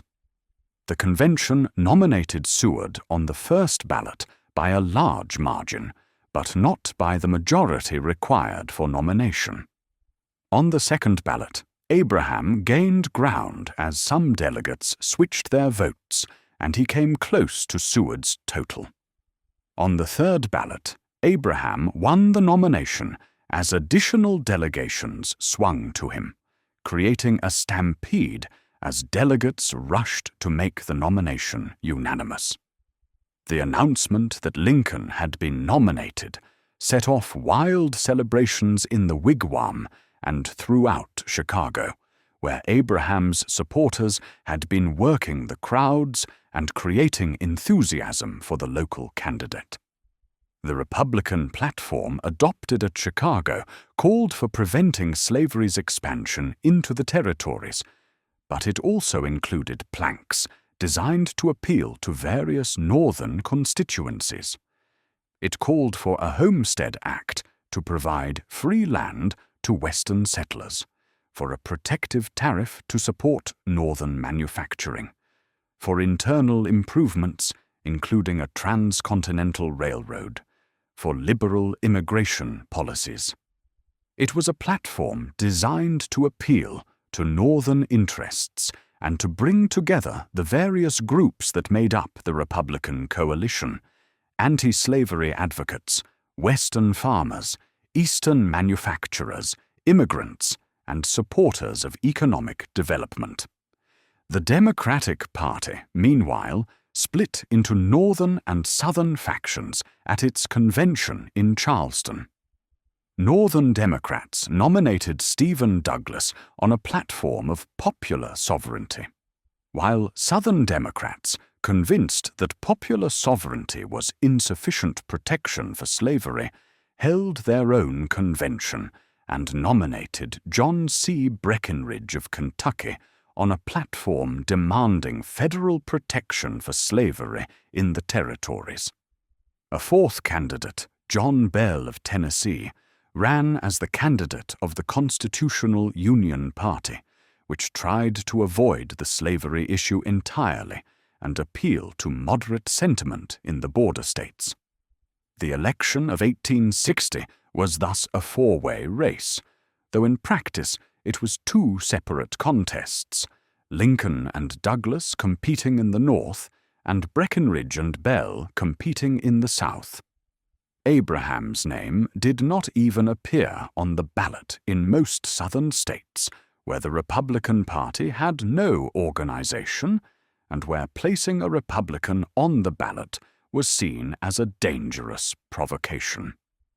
The campaign was hard fought and increasingly bitter, with accusations and counter-accusations, with warnings from Southerners that Lincoln's election would lead to secession and even civil war. Abraham followed the custom of presidential candidates in that era and did not actively campaign for himself, did not give speeches or travel around the country seeking votes. He remained in Springfield, attending to his law practice and correspondence, while his supporters worked on his behalf throughout the North. He issued no new policy statements, believing that his positions were already on record in his speeches and in the Republican platform, and that saying anything new would only create problems. He maintained a public posture of calm confidence, though he was certainly aware of the Southern threats and understood that his election might trigger a crisis. When the votes were counted in November 1860, Abraham had won a clear majority in the Electoral College, carrying every free state except New Jersey, which he split with Douglas. He received 180 electoral votes out of 303 total, but Abraham had won less than 40% of the popular vote, and in a four-way race, where his opponents together received 60% of the vote, his victory was entirely sectional. He had received virtually no votes in the South, and his election represented the triumph of the North's greater population and electoral votes over Southern opposition. For many Southerners, particularly in the Deep South states where cotton was king and where slavery was most deeply entrenched, Abraham's election represented an unacceptable outcome. They saw the Republican Party as a sectional party that represented Northern interests and Northern hostility to the South and its institutions. They believed, contrary to Abraham's repeated assurances, that the Republicans intended to destroy slavery not just by preventing its expansion, but by eventually abolishing it where it existed. They saw Abraham's election as proof that the South could no longer protect its interests within the Union, that Northern population growth would mean permanent Republican control of the federal government, and that the South's only recourse was to leave the Union and form an independent nation where slavery would be safe. South Carolina, which had long been the most radical of Southern states, and where secessionist sentiment had been strong for decades, acted first. Its state convention voted unanimously to secede from the Union on December 20th, 1860, 6 weeks after the presidential election, and more than 2 months before Abraham would take office. South Carolina issued a declaration of the causes of secession that explained its reasons, focusing primarily on Northern states' refusal to enforce the fugitive slave law and on the election of a president committed to restricting slavery's expansion. The declaration made clear that South Carolina was seceding to protect slavery, stating that the non-slaveholding states had denounced slavery as sinful and had elected a president whose opinions and purposes are hostile to slavery. In the weeks and months following South Carolina's secession, 6 more states of the Deep South followed: Mississippi on January 9th, Florida on January 10th, Alabama on January 11th, Georgia on January 19th, Louisiana on January 26th, and Texas on February 1st.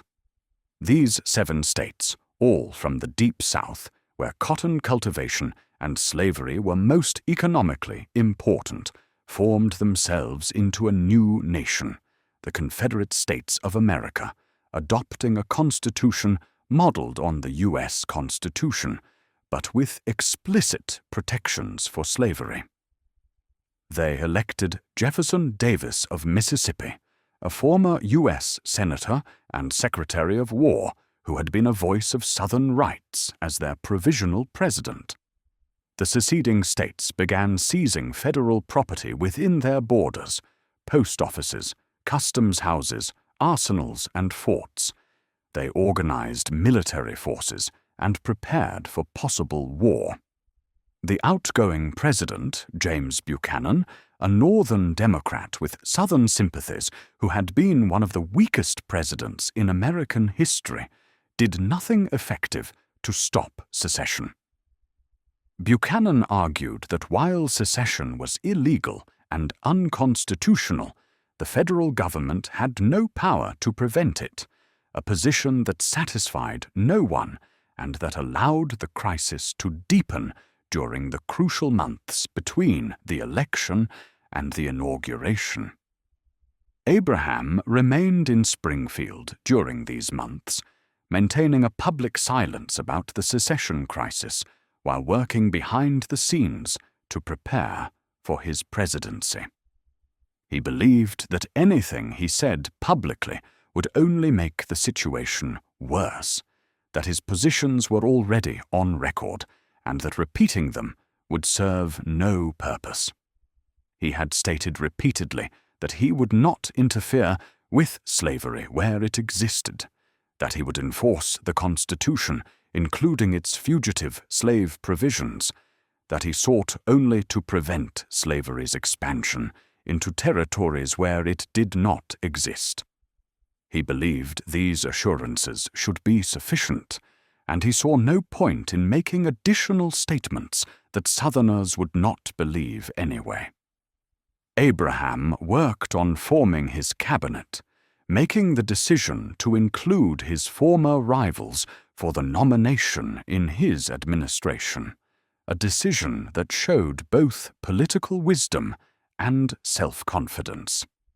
He offered the position of Secretary of State to William Seward, who had been the favorite for the presidential nomination and who might have felt slighted at being passed over, but who accepted the offer and would become one of Abraham's most important advisers. He offered the Treasury Department to Salmon Chase of Ohio, another disappointed presidential aspirant who had considerable financial expertise. He offered the War Department to Simon Cameron of Pennsylvania, fulfilling a commitment his managers had made at the convention. He included representatives from different factions of the Republican Party and from different geographical regions, creating what would later be called a team of rivals. Abraham also worked on his inaugural address, writing draft after draft, trying to find the right tone and the right balance between firmness and conciliation. He wanted to reassure the South that he posed no threat to slavery where it existed, but he also wanted to make clear that he would not accept the legitimacy of secession, that he believed the Union to be perpetual, and that no state could lawfully leave it. He consulted with advisers about the speech, receiving suggestions from Seward and others about how to soften its language without compromising its essential message. In February 1861, Abraham left Springfield for Washington, departing on a special train that would take him on a circuitous route through the North, stopping in cities along the way to speak briefly and show himself to the people who had elected him. At the Springfield railway station, he delivered brief farewell remarks to his friends and neighbors, speaking extemporaneously from the rear platform of his train. He asked for their prayers, acknowledged the magnitude of the task before him, and expressed his reliance on divine assistance. The farewell address was brief but moving, revealing Abraham's awareness that he was facing a crisis that might require his life, and that it would certainly test him in ways he could barely imagine. The journey to Washington took nearly 2 weeks as the train made its way through Indiana and Ohio, through Pennsylvania and New York, through New Jersey and Maryland, stopping at numerous cities where crowds gathered to see the president-elect. Abraham spoke briefly at many of these stops, offering reassurances about his intentions, but also making clear his determination to preserve the Union. The trip was shadowed by rumors of assassination plots, and Abraham's security advisers became increasingly worried, particularly about the passage through Baltimore, a city with strong Southern sympathies and where there were reports of plans to assassinate Abraham as he traveled through. On the advice of security personnel, Abraham agreed to alter his travel plans and pass through Baltimore in the middle of the night in a separate car rather than in his announced train. This decision, while probably prudent, exposed Abraham to ridicule in some newspapers that portrayed him as arriving in Washington in disguise, frightened and sneaking into the capital. But Abraham's advisers believed the threat was real, and they considered the precautions necessary, however embarrassing the circumstances might be. Abraham arrived in Washington on February the 23rd, 1861, and spent the next week before his inauguration making final preparations, meeting with political leaders, finishing his cabinet selections, and working on his inaugural address. Washington in those days was a southern city in character, with slavery still legal in the District of Columbia, though the slave trade had been abolished, with many residents sympathetic to the South, with an atmosphere of tension and uncertainty about what the future held. On March 4, 1861, Abraham Lincoln took the oath of office as the 16th President of the United States, administered by Chief Justice Roger Taney, the author of the Dred Scott decision that Abraham had denounced. In his inaugural address, delivered from the east portico of the Capitol, to a crowd that included many who opposed him and some who wished him dead, Abraham attempted to walk the difficult line between firmness and conciliation. He repeated his assurances that he would not interfere with slavery where it existed, that he had no purpose to do so, and no constitutional power to do so.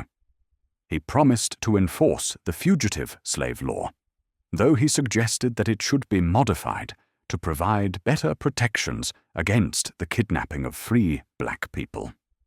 But Abraham also made clear that he did not accept the legitimacy of secession, that he believed the Union to be older than the Constitution, perpetual and indissoluble, and that no state could lawfully leave it. He argued that secession was legally void, that the acts of the seceding states had no legal effect, and that he intended to maintain federal authority and to hold federal property in all the states. He insisted that there need be no bloodshed or violence unless the South forced the issue, that the government would not assail the South, but would only defend itself and maintain its authority.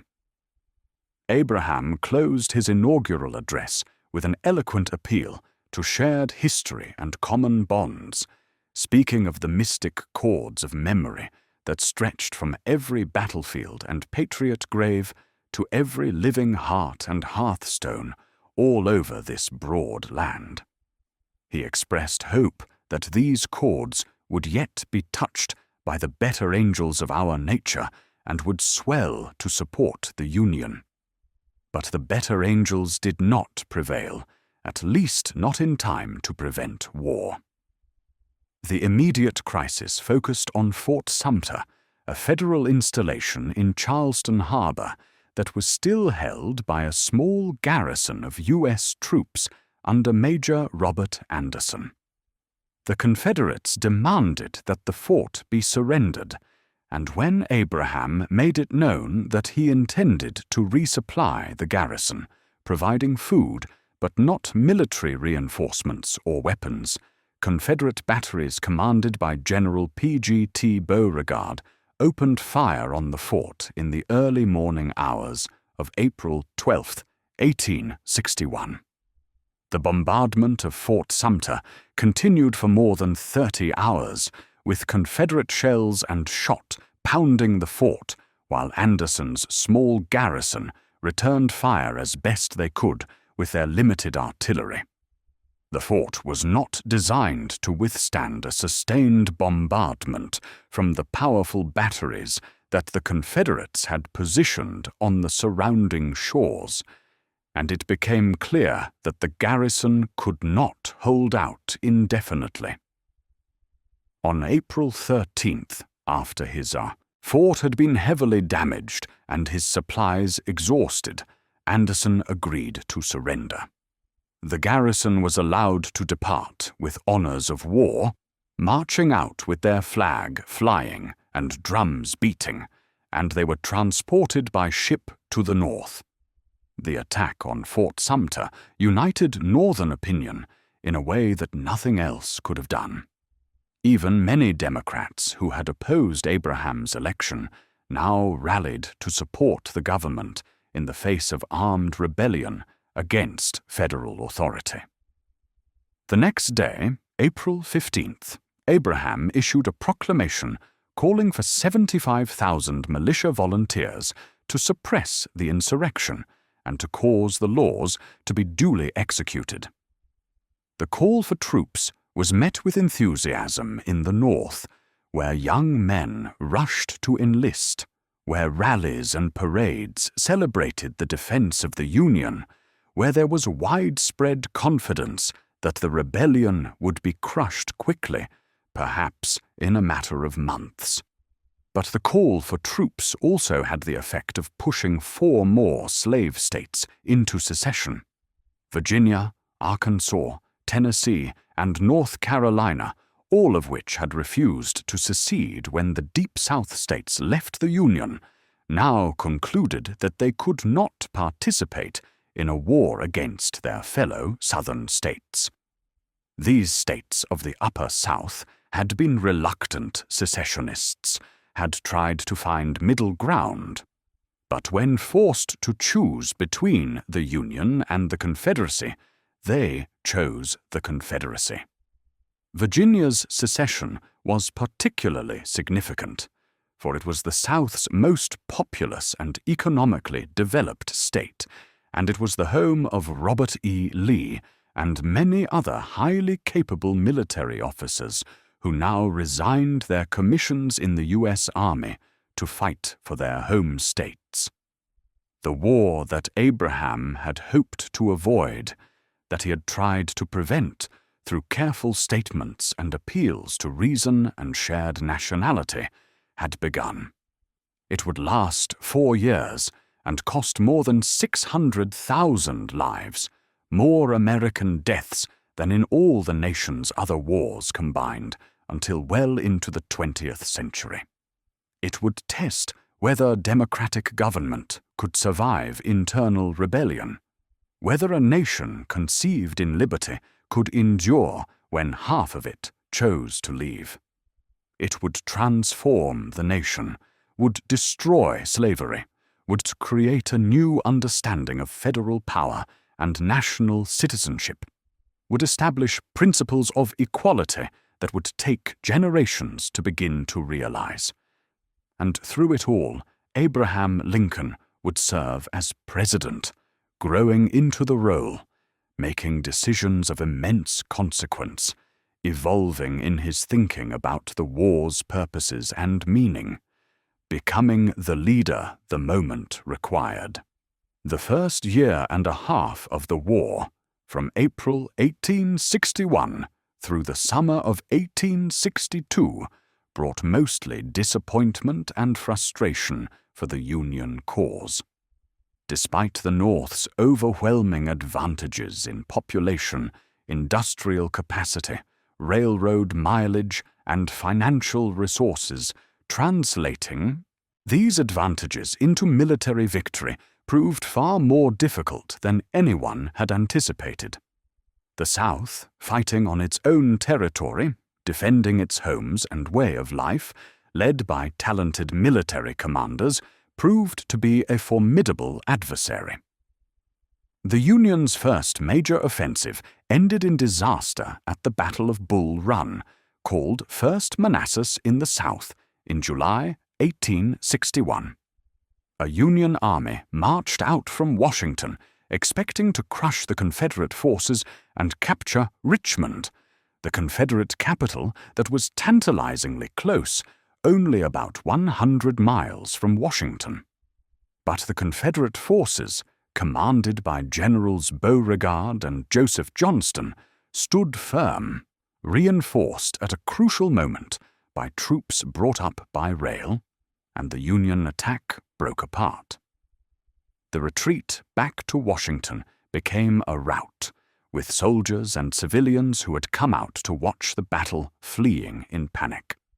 The defeat shocked the North and demonstrated that the war would not be the quick and easy victory many had expected. Abraham responded to the disaster at Bull Run by appointing George B. McClellan to command the Army of the Potomac, the main Union force in the Eastern Theater. McClellan was young, only 34, but he had graduated second in his class at West Point and had impressed observers during the Mexican War and in his subsequent military career. He proved to be an excellent organizer and trainer of troops, transforming the demoralized forces that had fled from Bull Run into a well-drilled and disciplined army of more than 100,000 men. But McClellan was also overcautious, convinced that he was always outnumbered even when he actually possessed numerical superiority, and he repeatedly found reasons to delay action, to postpone the offensive that Abraham desperately wanted him to launch. Abraham's frustration with McClellan grew over the months of late 1861 and early 1862, as the general continued to drill his troops and prepare, but refused to move against the enemy. Abraham visited McClellan's headquarters, wrote him letters urging action, even issued direct orders for the army to advance, but McClellan always had reasons why the time was not yet right, why more preparation was needed, why moving now would be too risky. Abraham famously asked whether, if General McClellan was not going to use the army, he might borrow it, a sarcastic comment that revealed his deep frustration.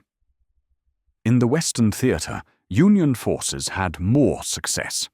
General Ulysses S. Grant, then a relatively unknown brigadier general, captured Fort Henry and Fort Donelson in Tennessee in February 1862, opening the way for Union forces to penetrate deep into the Confederacy along the Tennessee and Cumberland rivers. At Fort Donelson, when the Confederate commander asked for terms of surrender, Grant replied that no terms except unconditional and immediate surrender could be accepted, earning him the nickname Unconditional, Surrender Grant, and bringing him to Abraham's favorable attention. But Grant's success in the West was followed by the bloody Battle of Shiloh in April 1862, where Grant's army was surprised by Confederate forces and suffered terrible casualties before recovering and winning the battle on the second day. The casualty figures from Shiloh shocked the nation, with more than 13,000 Union soldiers killed, wounded, or missing, and more than 10,000 Confederates, numbers that dwarfed anything Americans had previously experienced in war. Some Northern newspapers called for Grant to be removed from command, claiming he had been drunk or incompetent or both, but Abraham refused, reportedly saying that he could not spare this man. He fights. In the East, McClellan finally launched his long-awaited offensive in the spring of 1862. But instead of marching directly on Richmond from Washington, he transported his army by ship to the Virginia Peninsula and approached Richmond from the southeast.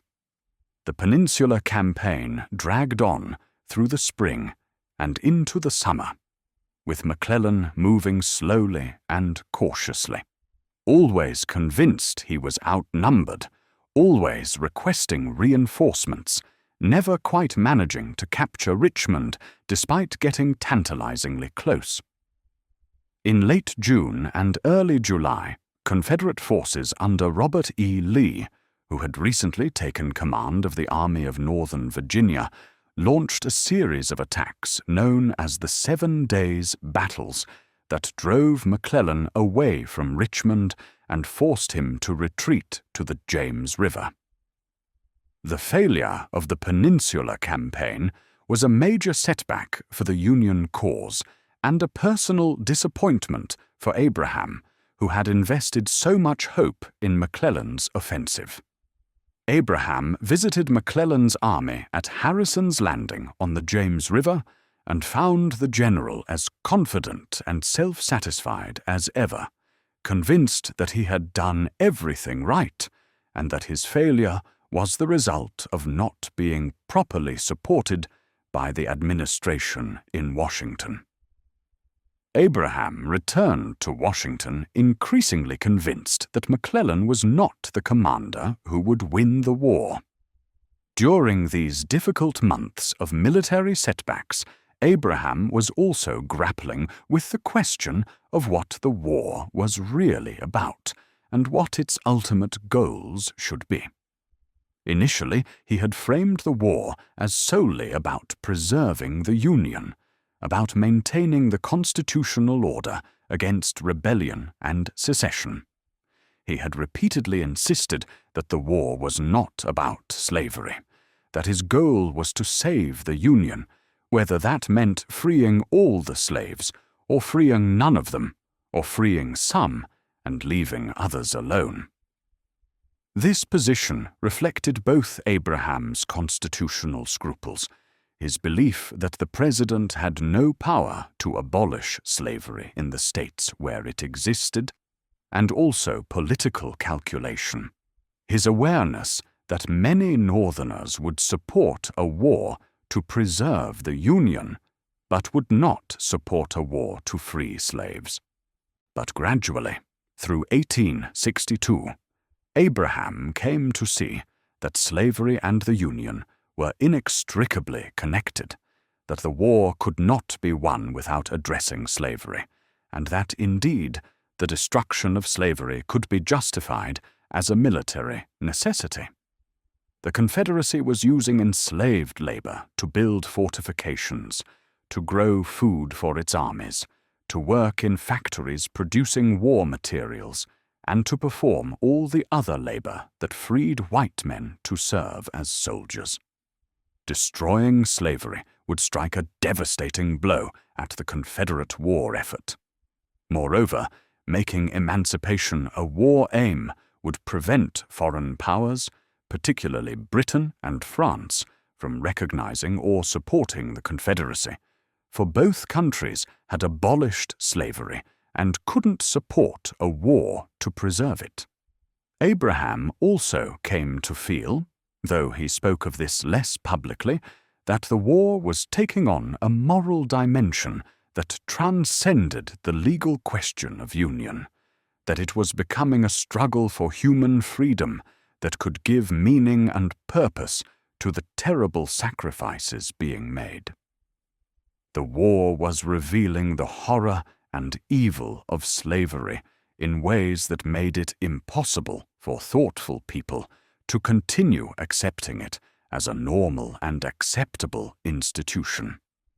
The thousands of enslaved people who were fleeing to Union lines, seeking freedom, demonstrating their desire for liberty, made it impossible to maintain the fiction that enslaved people were content with their lot.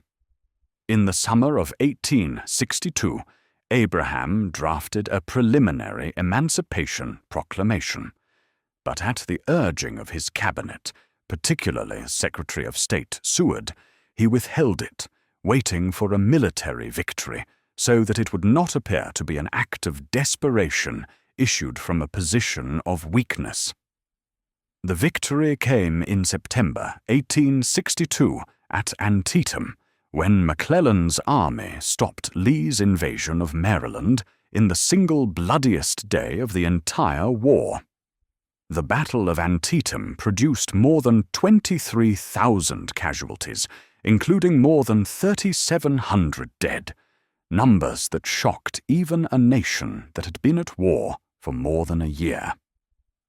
5 days after Antietam, on September 22, 1862, Abraham issued the preliminary Emancipation Proclamation, announcing that on January 1, 1863, all slaves in states or parts of states still in rebellion against the United States would be declared forever free. The proclamation was carefully limited in its scope, applying only to areas under Confederate control where Abraham's authority to enforce it was questionable, while exempting the border slave states that had remained in the Union and areas of the Confederacy already under Union control. This limited scope reflected Abraham's constitutional concerns, his belief that his authority to free slaves came from his war powers as commander-in-chief, and that he could only exercise this power in areas in rebellion. Critics then and since have pointed out these limitations, noting that the Emancipation Proclamation on its face freed no one, since it applied only in areas where the federal government could not enforce it. But this criticism misses the proclamation's fundamental significance. It transformed the character of the war, making it explicitly a war against slavery, as well as a war to preserve the Union. It authorized the recruitment of African American soldiers into the Union Army, and by the war's end, nearly 200,000 black men had served in Union forces, their service proving crucial to Northern victory and providing powerful evidence of African Americans' claims to citizenship and equality. And the proclamation set in motion the process that would ultimately lead to slavery's complete destruction through the 13th Amendment. Abraham signed the final Emancipation Proclamation on January 1st, 1863, after spending the morning at the traditional New Year's Day reception at the White House, shaking hands with hundreds of visitors. His hand was so tired and sore from all the handshaking that he had to pause and rest before signing to ensure that his signature would be firm and clear, not trembling, so that no one could later say that he had hesitated or been uncertain. When he finally signed, he said that if his name ever went into history, it would be for this act. The year 1863 brought both triumphs and continued challenges. In the West, Grant's long campaign against Vicksburg, the Confederate stronghold on the Mississippi River, finally succeeded in July with the surrender of the city and its garrison after a prolonged siege. The fall of Vicksburg, combined with the Union's earlier capture of New Orleans and control of other points along the river, gave the Union complete control of the Mississippi, splitting the Confederacy in two and cutting off Texas, Arkansas, and western Louisiana from the rest of the Confederate states. Abraham received the news of Vicksburg's fall with great joy, writing that the Father of Waters now flowed unvexed to the sea. On the same day that Vicksburg fell, July 4, 1863, Lee's second invasion of the North was repulsed at Gettysburg in Pennsylvania after 3 days of desperate fighting that produced more than 50,000 casualties and marked the high point of Confederate military fortunes. Lee's army had advanced into Pennsylvania in June, threatening Harrisburg and even Philadelphia, and the Union Army under General George Meade had pursued and brought Lee to battle at Gettysburg. The battle raged for 3 days, with terrible fighting on both sides, culminating in Pickett's charge on the 3rd day when Confederate forces launched a massive frontal assault against the Union center and were repulsed with devastating losses. Lee retreated back into Virginia, and while Meade failed to pursue aggressively and destroy Lee's army, as Abraham had hoped, the Confederate army would never again have the strength to launch a major offensive into Northern territory. In November 1863, Abraham visited the Gettysburg battlefield to dedicate a cemetery for the Union soldiers who had died there. The main speaker at the dedication was Edward Everett, one of the most famous orators of the day, who delivered a 2-hour speech recounting the battle and honoring the fallen. Abraham spoke afterward. delivering brief remarks that took less than 3 minutes, remarks that many in the audience could barely hear and that initially received little attention in the press. But Abraham's Gettysburg Address would become one of the most famous and powerful speeches in American history, a masterpiece of eloquence that redefined the war's meaning and reaffirmed American commitment to equality and democratic government. The Gettysburg Address began by invoking the nation's founding, recalling that 87 years earlier, the founders had brought forth a new nation conceived in liberty and dedicated to the proposition that all men are created equal.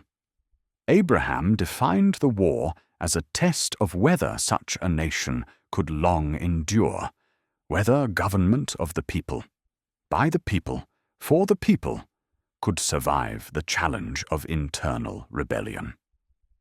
He honored the soldiers who had died at Gettysburg by saying that the living could not dedicate or consecrate or hallow the ground, that the brave men who had struggled there had already consecrated it far above any power of words to add or detract.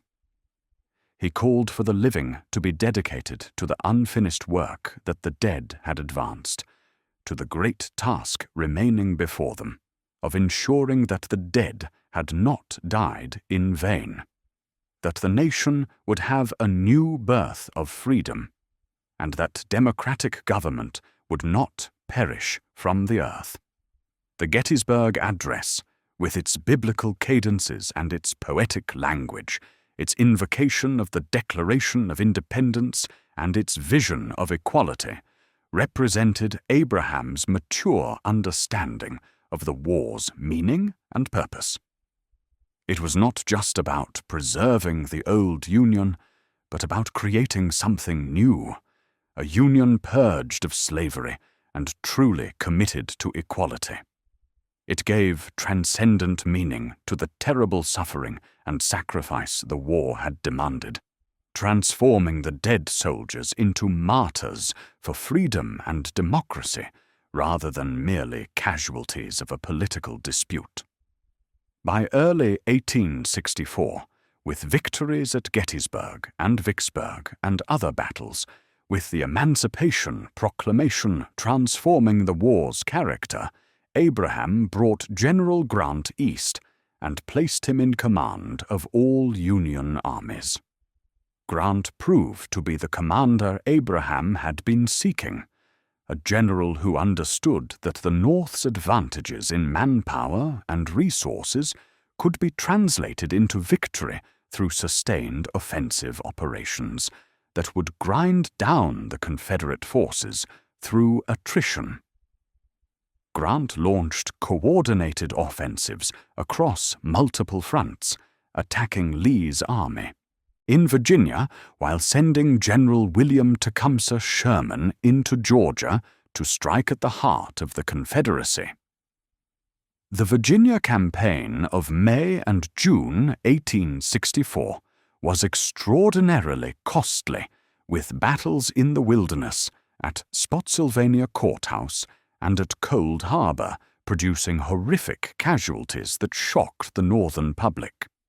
At Cold Harbor, Grant ordered a frontal assault against entrenched Confederate positions that resulted in 7,000 Union casualties in less than an hour, a terrible slaughter that Grant later acknowledged was a mistake he regretted.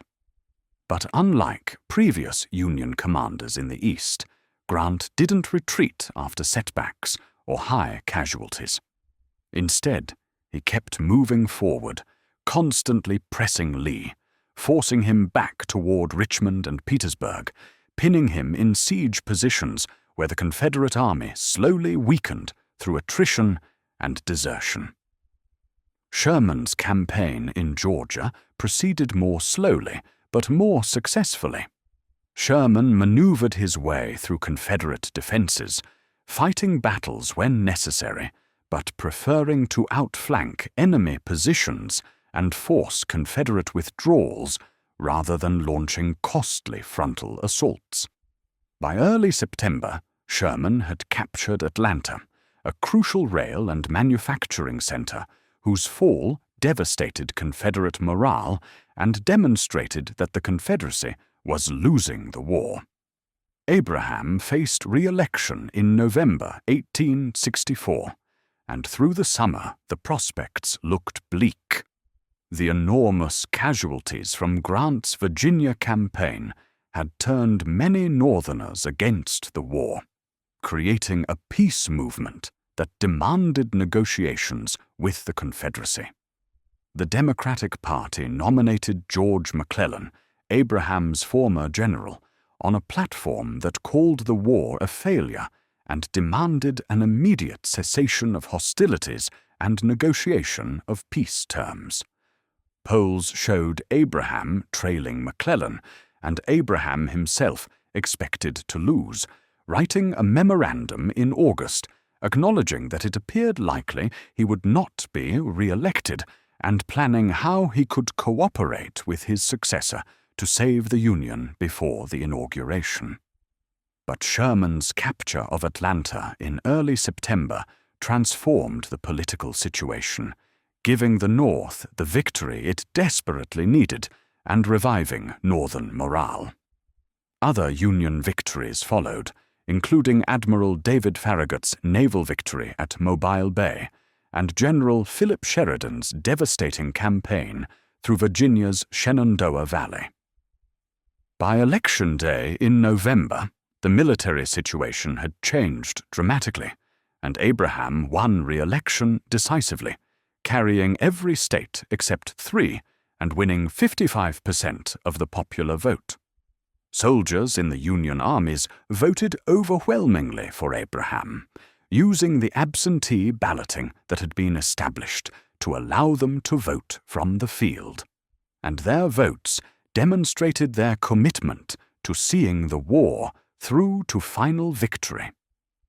Abraham's second inaugural address, delivered on March 4th, 1865, just over a month before his death, was his greatest speech, a profound meditation on the war's meaning that combined religious humility with moral clarity.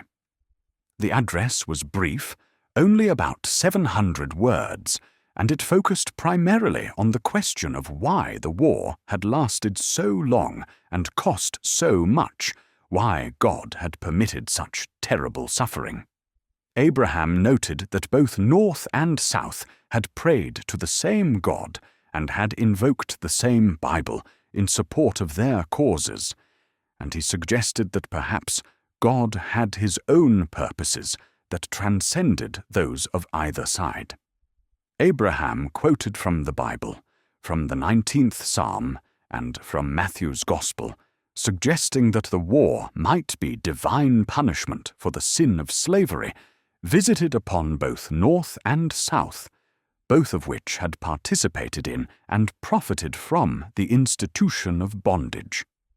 He suggested that if God willed that the war continue until all the wealth piled by bondage should be sunk, and every drop of blood drawn with the lash should be paid by another drawn with the sword, then it must still be said that the judgments of the Lord are true and righteous altogether.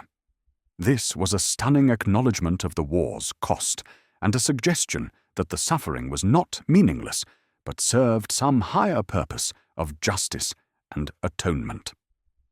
But Abraham closed the second inaugural with a call for reconciliation and healing, with his famous words about malice toward none and charity for all.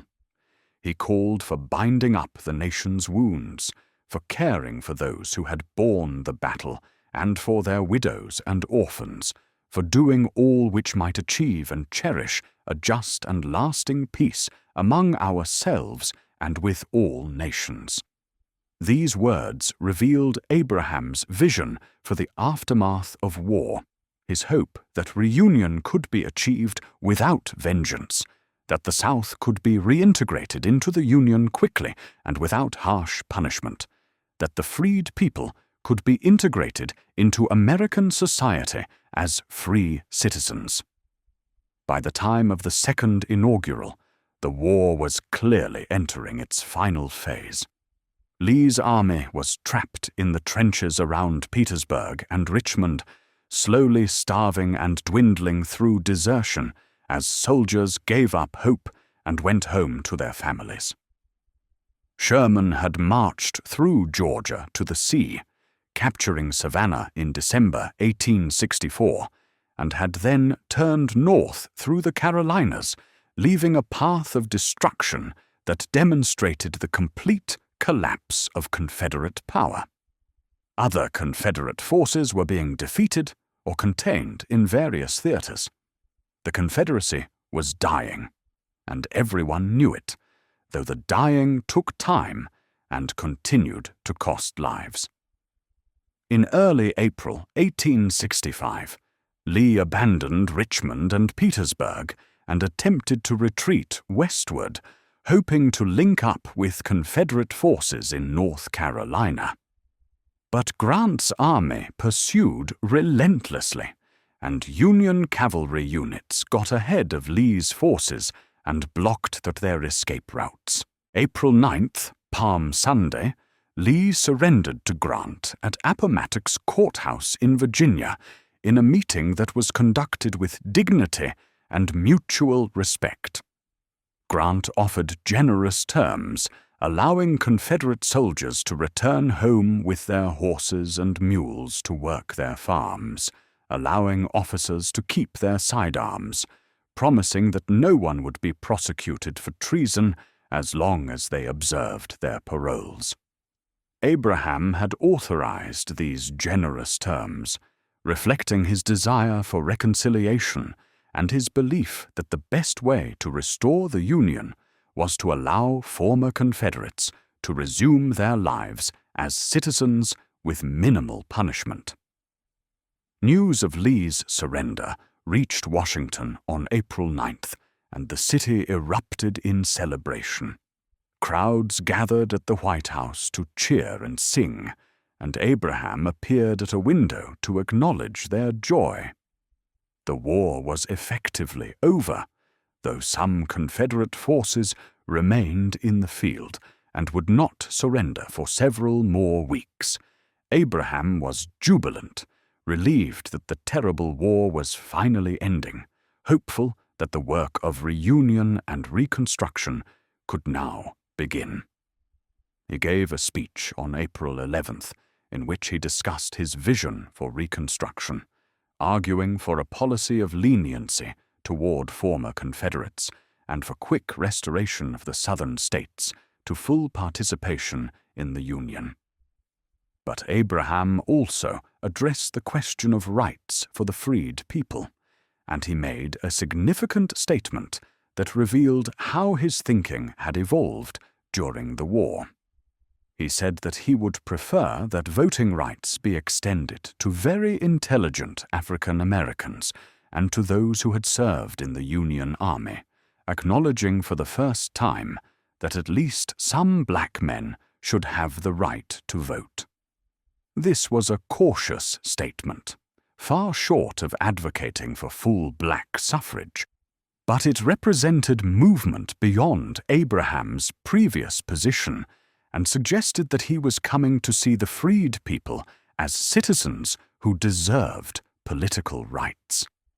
In the audience listening to Abraham's speech was John Wilkes Booth, a famous actor and Confederate sympathizer who had been planning some kind of action against Abraham for months. Booth heard Abraham advocate for limited black suffrage, and he turned to a companion and said that this would be the last speech Abraham would ever make, that he would kill him. Booth had been part of a conspiracy that had originally planned to kidnap Abraham and hold him hostage, but as the Confederacy collapsed, Booth decided instead on assassination, believing that killing Abraham and other Union leaders might somehow allow the Confederate cause to revive or at least strike a blow of vengeance against the conquerors. On the evening of April 14th, 1865, Good Friday, Abraham attended a performance at Ford's Theatre in Washington, watching a comedy called Our American Cousin with Mary and with their guests Major Henry Rathbone and his fiancée, Clara Harris. Abraham had not particularly wanted to go to the theatre that night, being tired and preferring to rest, but Mary had made the arrangements and publicized them, and Abraham felt obligated to attend. The play was light entertainment, a farce about an American visiting his aristocratic English relatives, and the audience included many who had come primarily to see the president rather than the play. During the third act, at about 10:15, Booth entered the presidential box. He had prepared carefully, having visited the theatre earlier in the day to make arrangements, knowing the layout of the building and the play's schedule. Booth was familiar at Ford's Theatre, being a famous actor, and no one questioned his presence. He entered the small hallway leading to the presidential box and barred the door behind him so he could not be followed quickly. He then opened the door to the box itself and stepped inside. Abraham was sitting in a rocking chair, watching the play, laughing at the comedy, relaxed and enjoying a rare moment of pleasure after years of terrible strain. Booth approached from behind and shot Abraham in the back of the head with a small Derringer pistol, a single shot at close range that penetrated Abraham's skull and drove into his brain. Major Rathbone lunged at Booth, trying to stop him, and Booth slashed at Rathbone with a knife, cutting his arm. Booth then jumped from the box to the stage, breaking his leg in the fall, but managing to shout some phrase, either Virginia's state motto or a line from a play, before limping out of the theatre and escaping on a horse he had waiting in the alley. Abraham slumped forward in his chair, unconscious, mortally wounded. Doctors in the audience rushed to the box and examined him, finding that he was still breathing, but that his wound was fatal. They decided he could not survive the rough carriage ride back to the White House, and so they carried him across the street to a boarding house owned by William Peterson.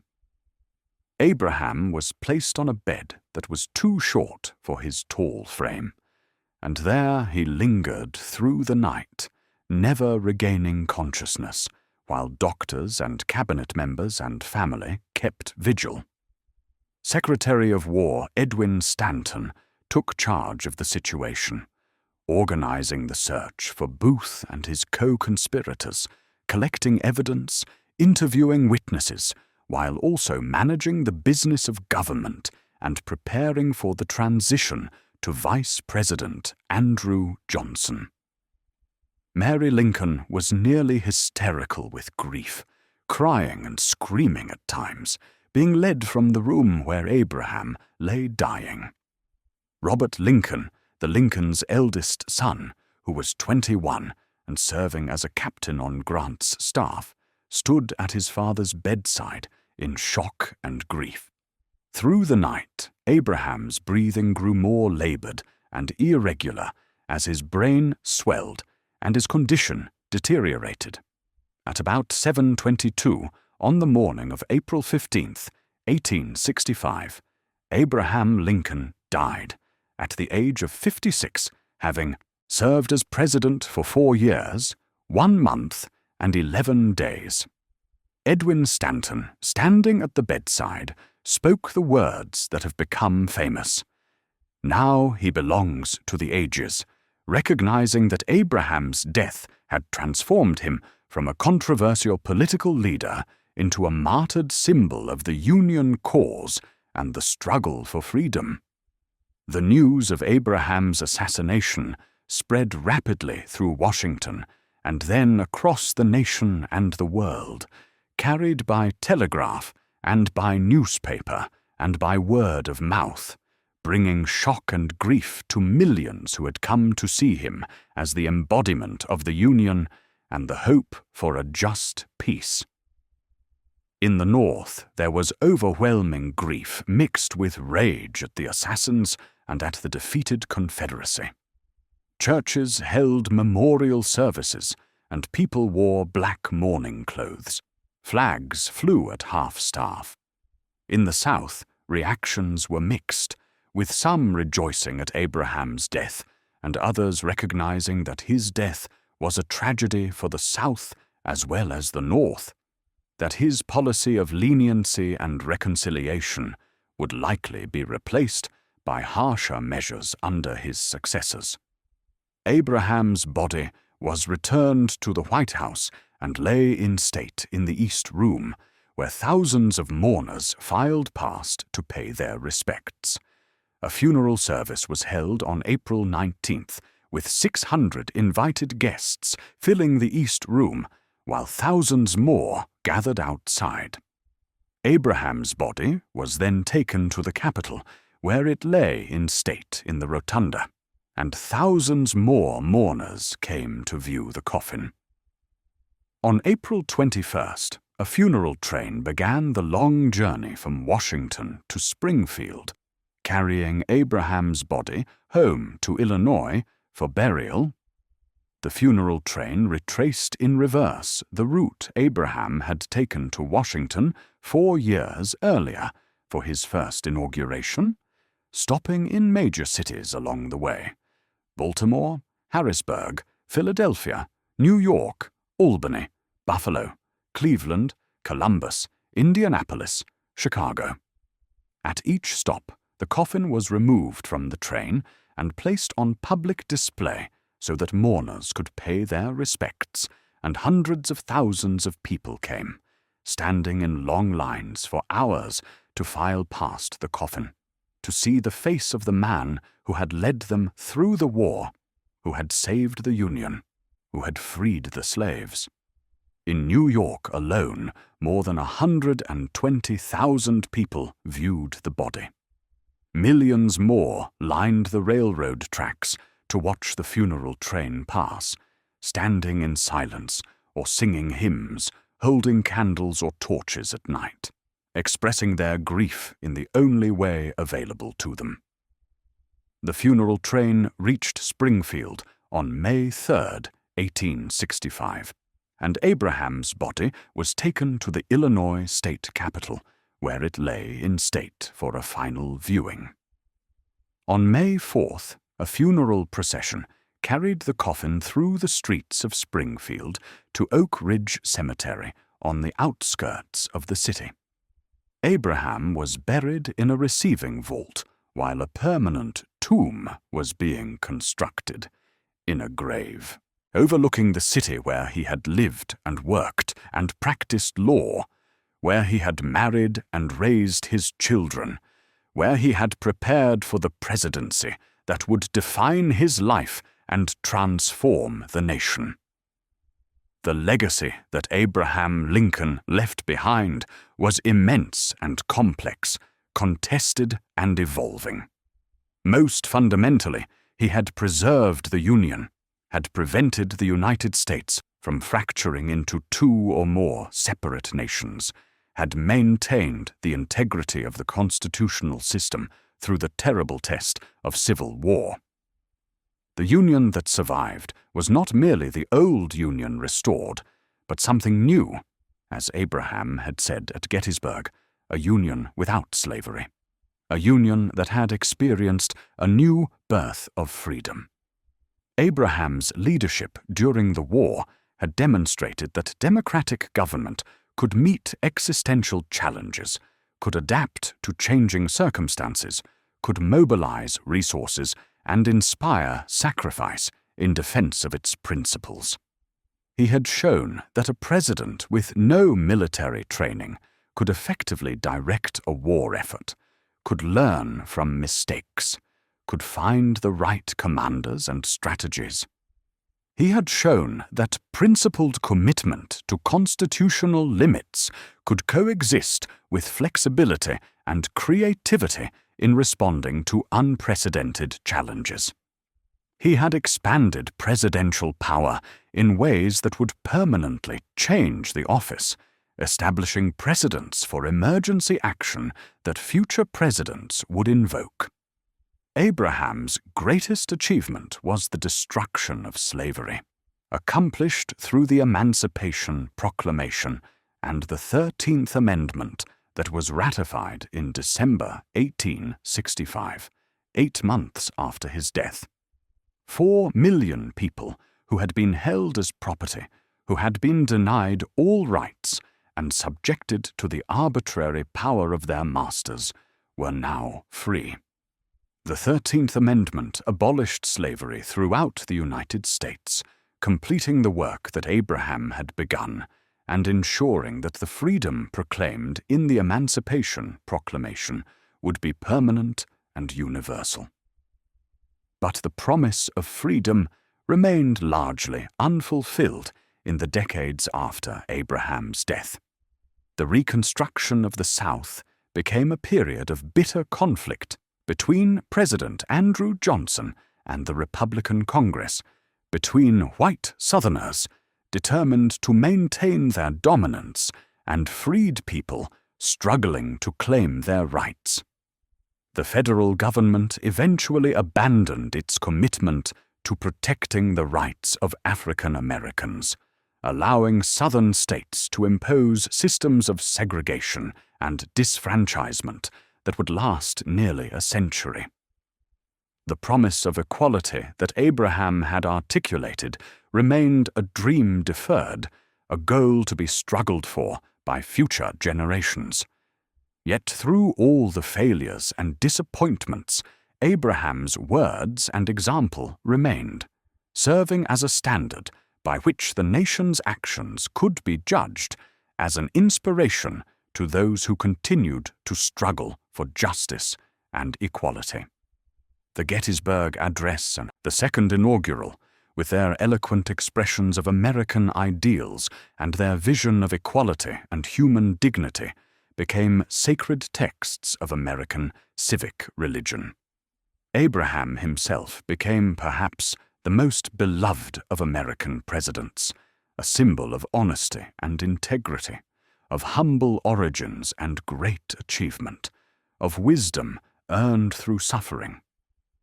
The marble statue of Abraham Lincoln, sitting in his memorial in Washington, looking out across the reflecting pool toward the Washington Monument, has become one of the most iconic images of American democracy, a place where people come to reflect on the nation's history and ideals.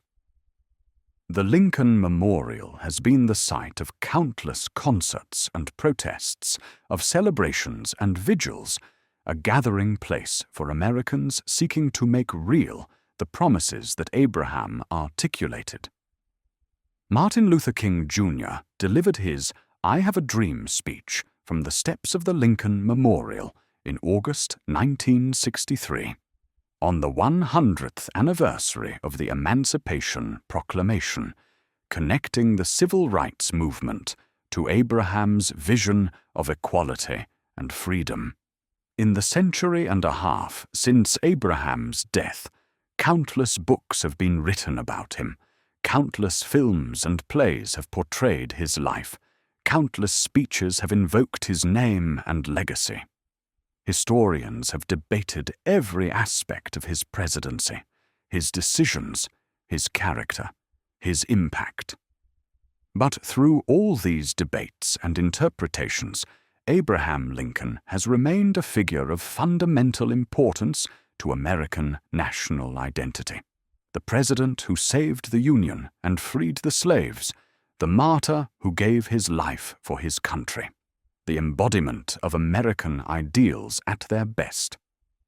As we drift toward sleep, we can reflect on this man who was born in a log cabin on the Kentucky frontier and died in a boarding house across from Ford's Theater, who educated himself by firelight and rose to the presidency, who faced the greatest crisis in American history and guided the nation through it, who grew in wisdom and eloquence and moral vision through the terrible years of war, who articulated principles of equality and democracy that would inspire generations, who died just as the victory he had worked for was achieved.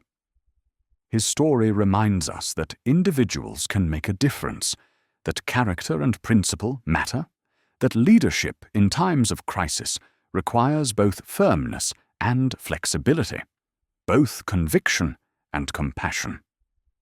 May the memory of Abraham Lincoln's life and service bring you peace as you rest, and may his words about malice toward none and charity for all echo gently in your mind as you drift into deep and restorative sleep, knowing that the struggles he faced and the principles he defended continue to shape the world we live in and the future we are building. Rest well, and good night.